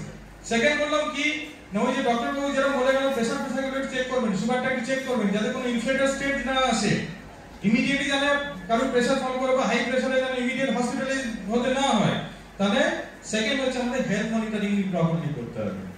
থার্ড কি বললাম, ইমোশনাল ওয়েলবিং, লোক খুঁজুন, বাইরে বেরোন, থিয়েটারে যান, মুভি যান, লিখুন, পড়াশোনা করুন, এই মেন্টাল ওয়েলবিংটা হবে। মানে মন হচ্ছে সারা কিছু উৎস, তো শরীর ভালো থাকা মনের উপর ডিপেন্ড করে, রাইট? তো মনটাকে সুস্থ রাখতে হবে, সেটার জন্য বিভিন্ন ধরনের প্রসেস আমাদেরকে করতে হবে, রাইট? 4 নম্বর বললাম সেফটি সিকিউরিটি। বয়স হচ্ছে, মাথায় রাখতে হবে যে আমার বয়স হচ্ছে, আমি মেন্টালি ফিট আছি, আমি বাইরে বেরোবো, কিন্তু কিছু জিনিসে আমাকে সেফটি মেজার্স নিতে হবে, রাইট? আর 5 নম্বর বললাম যে আপনাদের এই যে ডেইলি হাসেলস যেগুলো আছে, ঘর বাড়ি সংসার রিলেটেড যেসব জিনিসপত্রগুলো, এই যেমন অনেকগুলো টেকনোলজি, কিরকম ভাবে হয়তো আপনি ভিডিও কল করবেন, কিরকম ভাবে ছেলে বিদেশে বসে আছে, মেয়ে নাতনি বসে আছে, তাদের সঙ্গে কিভাবে কানেক্ট করবো, এইসব জিনিসগুলো যে চ্যালেঞ্জেস গুলো আছে, এগুলো বয়স্ক মানুষের সঙ্গে চ্যালেঞ্জ আছে। তাহলে এবারে প্রশ্ন হচ্ছে আমি কি করছি? আমার কোম্পানির নাম যেটা হচ্ছে মাইটিজ, আপনারা যে কেউ গুগল করবেন, আমাদের ওয়েবসাইট থেকে শুরু করে এভরিথিং, ভারতবর্ষের একটা বড় এল্ডার কেয়ার কোম্পানি হিসেবে এখনো পরিচিতি লাভ করেছে। তো এখানে কি হবে, মাইটিজ কি প্রোভাইড করছে, যতগুলো প্রবলেম হলো সবটা সলিউশন হচ্ছে আমাদের কাছে। Medical emergency, you need a person, আমাদের সব এক্স আর্মির লোকরা কাজ করে, রাইট? এক্স আর্মি মানে আর্মি থেকে খুব তাড়াতাড়ি রিটায়ারমেন্ট হয়, সবাই জানে, 30-35 বছরের পর থেকে আর্মি থেকে রিটায়ারমেন্ট হয়। আর্মি ছেলেপুলেরা খুব স্ট্রং হয়, ফিজিক্যালি স্ট্রং হয়, পাঞ্চুয়াল হয়, তারা এমার্জেন্সি খুব সুন্দরভাবে হ্যান্ডেল করতে পারে। আমাদের সারা ভারতবর্ষের বিভিন্ন জায়গাতে আর্মির লোক প্লেস করানো হচ্ছে, যারা আমাদের মেম্বারশিপের আন্ডারে আসে বা যারা আমাদের সার্ভিসেস নেয়, এমার্জেন্সি হলে আমার আর্মির লোক গিয়ে তাকে সার্ভিস প্রোভাইড করে। কিছু হলো সঙ্গে সঙ্গে কি করলো, ওখানে পৌঁছে গিয়ে অ্যাম্বুলেন্স থেকে, ডাক্তার থেকে শুরু করে তাকে নিয়ার বাই হসপিটালে ভর্তি করা, অ্যাডমিট করানো, তার প্রসিডিংস গুলো করা, তার ছেলেগুলোকে কানেক্ট করা, এভরিথিং। তাহলে মেডিকেল এমার্জেন্সি যদি ফার্স্ট প্রায়োরিটি হয়, তাহলে আমি এনশিওর করছি কি মাইতিজ যে কোম্পানিটা আছে, আপনাদেরই ইউনিভার্সিটি স্টুডেন্ট যে মনোজ মাইতি, আমারই কোম্পানি, ঠিক আছে? তো আমি এনশিওর করছি কি যেই মুহূর্তে কোনো মেডিকেল এমার্জেন্সি যদি আসে ইমিডিয়েটলি আমার লোক পৌঁছবে, সে গিয়ে আপনাদেরকে সুন্দরভাবে হসপিটালি করা, আপনার ছেলেগুলোর সাথে কানেক্ট করানো থেকে শুরু করে এভরিথিং উইল ডু। ঠিক আছে? এরপর যেটা আমি বলেছিলাম যে হেলথ মনিটরিং, ওরা আসে আমাদের বাড়িতে হেলথ চেকআপ করে, ব্লাড সুগার চেক করে, প্রেসার চেক করে, এভরিথিং। হ্যাঁ, আপনাকে বলে দিলে একটু প্রেসারটা একটু বাড়া মনে হচ্ছে, আমি কেন ডক্টর অ্যাপয়েন্টমেন্ট নিয়ে নেবো? প্যালেসে যাবেন আপনি, সিমারে যাবেন, সিকেপিলা যাবেন, ঠিক আছে? তো ডাক্তারের সঙ্গে অ্যাপয়েন্টমেন্ট করে ওই আপনাকে নিয়ে যাবে, ওই নিয়ে আসবে, সবকিছু ডাক্তারের সঙ্গে কথা বলা, ছেলেগুলোদের কানেক্ট করা, সবই এই করে। ঠিক আছে? থার্ড যেটা ইমোশনাল ওয়েলবিং করলাম। ইমোশনাল ওয়েলবিং নিয়ে আমি আমাদের লসন আছে, ওকে আমি একটু পরে লিখে নিচ্ছি এক মিনিটের জন্য। তো ইমোশনাল ওয়েলবিং মানে আপনার যে এনগেজমেন্ট, আমরা বিভিন্ন মেম্বার বিভিন্ন জায়গাতে হচ্ছে বিভিন্ন রকমের এনগেজমেন্ট হয়। এই কদিন আগে স্প্রিং ক্লাবে আমাদের প্রায় 150 পেপার টেপারে বহু জায়গাতে বেরিয়েছিল, প্রায় 150-এর উপরে লোকজন এসেছিল, বিভিন্ন ধরনের এনগেজমেন্ট প্রোগ্রাম। আমরা ওস্তাদ জাকির হোসেনের যিনি শিষ্য রয়েছেন জ্যোতি মৈত্রী পাখি, ওনাকে নিয়েছিলাম তবলা ফবলা বাজানো থেকে শুরু করে, যেটা আপনাদের সবার যেটা ভালো লাগে আর কি। ঠিক আছে? মিউজিক্যাল ইভেন্ট বানানো থেকে শুরু করে তাদেরকে নিয়ে কোথাও বেরোনো, পিকনিক করানো, এই সমস্ত জিনিস করানো, so that that person keeps going with life. ঠিক আছে? মানে জীবনের সঙ্গে অ্যাটাচ থাকে, কানেক্টেড থাকে, মেন্টালি ওয়েল থাকে। এরপরে যেমন ধরুন আমরা যে জিনিসটা বলি সেফটি সিকিউরিটি, আমরা কি করে একটা ডিভাইস আছে, যে ডিভাইসটা আপনার যখনই একটা ডিভাইস আছে যেটা ওয়্যারেবল ডিভাইস, গলায় ঝুলিয়ে রাখতে পারেন, যেটা নিয়ে আপনি যখন বাইরে বেরোচ্ছেন মনের থেকে জোর থাকুক কোনো অসুবিধা নেই, আপনি শরীরটাকেও মাথায় রাখতে হবে যে আমি যে কোনো মুহূর্তে অসুস্থ হতে পারি, অসুস্থ হলে যাতে তার প্রপার ট্রিটমেন্ট হয় সেই বন্দোবস্ত করতে হবে। আমি কি করলাম, ওই ওয়্যারেবল ডিভাইসটা এরকম থাকে, সেটা পরে যদি যাই কোথাও, যদি পড়ে যাই ইমিডিয়েটলি ওখান থেকে নোটিফিকেশন যায় আমাদের টিমের লোকের কাছে। ঠিক আছে? ওখানে তখনই ক্যাপচার হয়ে যায় যে এই ডিভাইসটা তখন নোটিফিকেশন দিচ্ছে যে এখানে একটা মেজর ফল হয়েছে, এই উদ্ধার করতে হবে। ঠিক আছে? ধরুন আপনি বাইরে বেরিয়েছেন, বাইরে বেরিয়ে অসুস্থ লাগছে, আপনার মনে হচ্ছে যে আমি একবার কেউ এলে আমাকে উদ্ধার করুন। ঠিক আছে? আপনি ওই ডিভাইসে একটা প্রেস বাটন আছে, প্রেস করলেন, আপনি বসে পড়লেন, ও আমাদের ছেলেগুলোটা জিপিএস ধরে এসে এখান থেকে আপনাকে সেই সালামত আপনাকে নিয়ে চলে যাবে। ঠিক আছে? এরপর যেমন ধরুন এই ঘরে যেটা বললাম, আপনার যেসব প্রবলেমগুলো আছে, এসি খারাপ হয়ে গেছে, গ্রসারিজ লাগবে, ফ্রুটস লাগবে, বা বাজার করতে হবে, এভরিথিং। তাহলে আপনাদের যে যে জিনিসগুলো প্রবলেম, ঠিক আছে, সে কথা বলা, বই, আপনি চাচ্ছেন একটা কেউ এসে আপনার লিখে দিন, মনে হয় অনেক সময় যে কেউ যদি লিখে দিতে পারে, আমার হাত লেখা ভালো হচ্ছে না, এখনকার দেখুন আমাদের কি হচ্ছে, ল্যাপটপ ধরে ধরে হাত চালায় না, রাইট? তো আপনাদের জন্য কি হচ্ছে, অনেকদিন লেখা প্র্যাকটিস নেই, আপনার মনে হচ্ছে কি যেটা লিখতে হবে। এবং আমাদের বহু মেম্বার আছে, যাদবপুর ইউনিভার্সিটির আমার অ্যালুমনি অ্যাসোসিয়েশন থেকে প্রায় কয়েকশো লোক এখন আমাদের মেম্বার আছে, অনেক বড় বড় প্রফেসর থেকে আমাদের যারা মেম্বারশিপ নিয়েছেন, আমাদের সার্ভিসেসের আন্ডারে আছে, রাইট? তো এই যে জিনিসটা হচ্ছে, তাহলে আমরা কি করছি, আমরা আপনাদের জন্য যত রকমের সার্ভিসেস হতে পারে সেটা একটা ইউনিফাইড আমব্রেলার আন্ডারে আমরা সেই সার্ভিসেসগুলো প্রোভাইড করছি। ঠিক আছে? তো কোনোদিন যদি আপনাদের এরকম লাগে যে আপনাদের কখনো সার্ভিস মনে হচ্ছে, তাহলে আপনারা আমাদের কাছে পৌঁছুন। সবার কাছে আশা করি লিফলেট পেয়েছেন। আমাদের আরেকটা জিনিস হচ্ছে, আপনাদের বয়স্ক হলেও এখনো ইয়াং এনার্জেটিক সবাই আছে, যদি আপনাদের মনে হয় যে ইমিডিয়েট কোনো সার্ভিসেস দরকার আছে, আমাদের একটা মোবাইল অ্যাপ্লিকেশন আছে, যেই মোবাইল অ্যাপ্লিকেশন দিয়ে আপনি যে কোনো সার্ভিসেস যে কোনো মুহূর্তে আপনি নিতে পারবেন, মাইতিস এল্ডার টেক বলে। ঠিক আছে? আপনারা প্লে স্টোরে যাবেন, সার্চ করবেন মাইতিস এল্ডার টেক বলে একটা অ্যাপ আছে, সেই অ্যাপটাকে ডাউনলোড করে সেখানে যে কোনো সার্ভিসেস আপনারা নিয়ে নিতে পারবেন। ঠিক আছে? তো আপনাদের আমি লসনকে ডাকবার আগেই আমি জাস্ট একটু সবাইকে আমার তরফ থেকে সশ্রদ্ধ প্রণাম, কেন কিনা আমি যাদবপুর ইউনিভার্সিটির স্টুডেন্ট, আমি আপনাদের সাহায্যে বলুন, আপনাদেরকে সেবা করবার জন্য, খালি মাত্র এটা পিওর এরকম সেবা না যে আমি একদম ফ্রিতে সেবা দিচ্ছি, বাট নট, ইয়েস, আমার কাছে কয়েকশো এমপ্লয়ি আছে যারা ভারতবর্ষের বিভিন্ন কোনায় কোনায় যারা হয়তো আমাদের সার্ভিস প্রোভাইড করছে। তো আপনারা মন থেকে আশীর্বাদ করুন যাতে আমরা আরো ভালো করে সবার কাছে পৌঁছতে পারি। আমি গর্ববোধ করি আমার যাদবপুর ইউনিভার্সিটির জন্য, আমি গর্ববোধ করি আমি যাদবপুর ইউনিভার্সিটির জন্য কিছু করতে পারছি। আমি এখান থেকে অনেক ছেলেগুলো রিক্রুটমেন্ট করছি, আমাদের কোম্পানিতে হয়তো এসে চাকরি বাকরি করছে। ঠিক আছে? তো থ্যাংক ইউ ভেরি মাচ, আপনারা সবাই ধৈর্য ধরে আমার কথা শুনেছেন, অসংখ্য ধন্যবাদ, প্রণাম। আর আমি ব্লসমকে ডেকে নিচ্ছি, আমরা ইমোশনাল ওয়েলবিং নিয়ে কি কাজ করে, জাস্ট 1-2 মিনিটের মধ্যে যদি একটু তুমি ব্রিফ করে দাও। ইয়া, ব্লসম হচ্ছে আমাদের কোম্পানির কর্পোরেট ভার্টিক্যাল হেডের জায়গাতে আছে। তো উনি এই ইমোশনাল ওয়েলবিং নিয়ে 2-4টা জিনিস যেটা আমরা কাজ করি যেভাবে, সেইভাবে উনি একটু ব্যাখ্যা করবেন।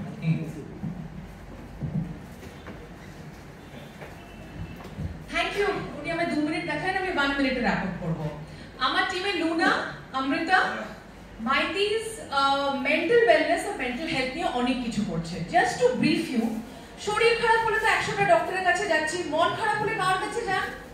হাঁটু ব্যথা অর্থোপেডিক, হার্ট পেন কার্ডিওলজিস্ট, মন খারাপ হলে anything, nothing.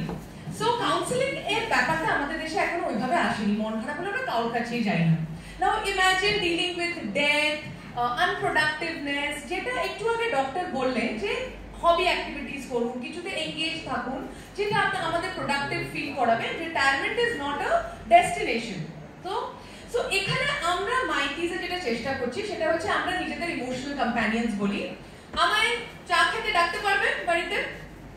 Okay, am I welcome? আমি যদি বলি আমি আপনার বাড়িতে আসবো কালকে চা খেতে, I think I'll be welcome. So please call us. আমাদের এখানে আপনারা ভলান্টিয়ার করতে পারেন। আমাদের এখানে অনেক রকমের আমরা অ্যাক্টিভিটিস করছি যেখানে আপনাদেরও এনগেজমেন্ট আছে, আমাদেরও একটা পারপাস আছে। আমাদের পারপাসটা হচ্ছে টু ইরাডিকেট লোনলিনেস।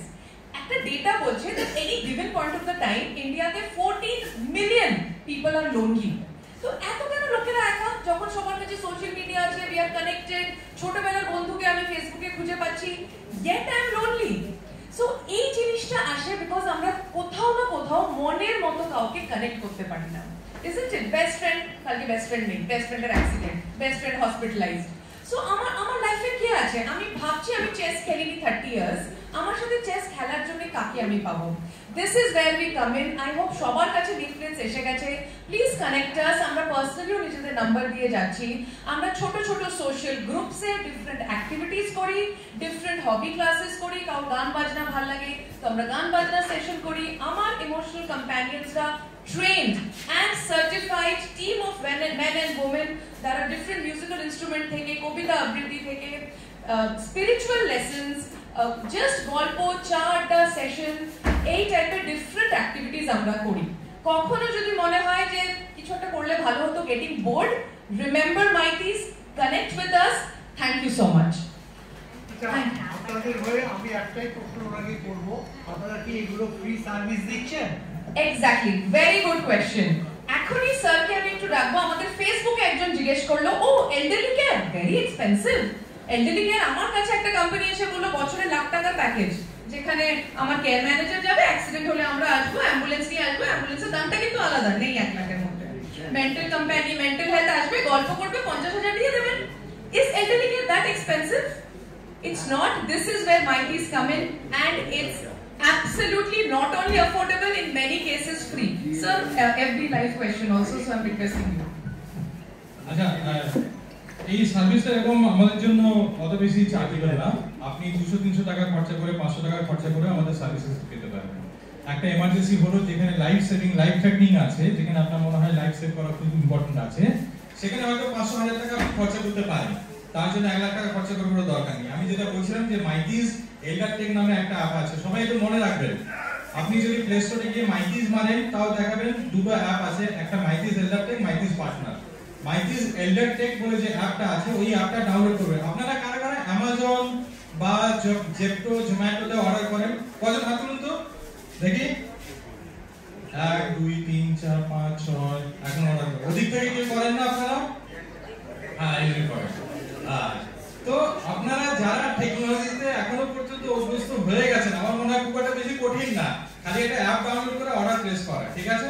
আমার ইমার্জেন্সি হয়েছে, একটা লোক লাগবে, এইটুকু করলেই হয়ে যাবে। তার জন্য 1000 টাকার মেম্বারশিপের কোনো দরকার পড়বে না হয়তো, ঠিক আছে? সো আপনার কাছে সবার কাছে লিফলেট আছে, দেখবেন মাইটিস নামে একটা অ্যাপ আছে, অ্যাপটাও ডাউনলোড করে নিতে পারেন। আপনারা ফোন কল করতে পারেন। যারা যারা টেক সার্ভি আছে তারা অ্যাপ ডাউনলোড করবেন, যারা টেক সার্ভি নয় ফোন কলে অভ্যস্ত আছে, একটা ফোন নাম্বার ওখানে দেওয়া আছে, আপনারা ফোন করবেন 9007833933। মাথায় থাকবে, ঠিক আছে? তো এই নম্বরে ফোন করে আপনারা সারা সার্ভিসেস নিতে পারবেন। আর আমি যখন যাদবপুর ইউনিভার্সিটির স্টুডেন্ট, আপনাদের জন্য অনেক কিছু ডিসকাউন্ট আমি দিই, কোনো অসুবিধা নেই, ঠিক আছে? তো আমাদের সার্ভিসেস অ্যাফোর্ডেবল, অ্যাবসলিউটলি অ্যাফোর্ডেবল, ঠিক আছে? হ্যাঁ,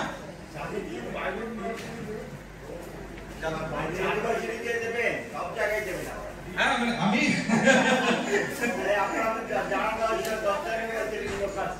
আচ্ছা, ওকে, ঠিক আছে, সবার জন্যই হবে। হ্যাঁ, অসুবিধা নেই। Thank you.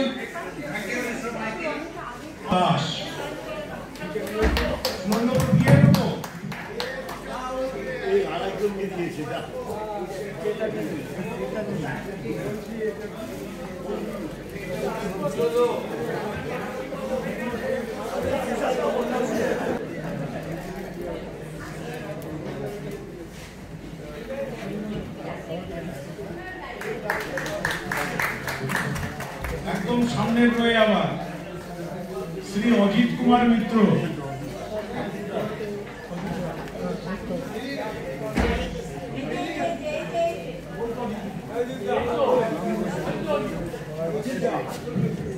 Ajit Kumar Mitra,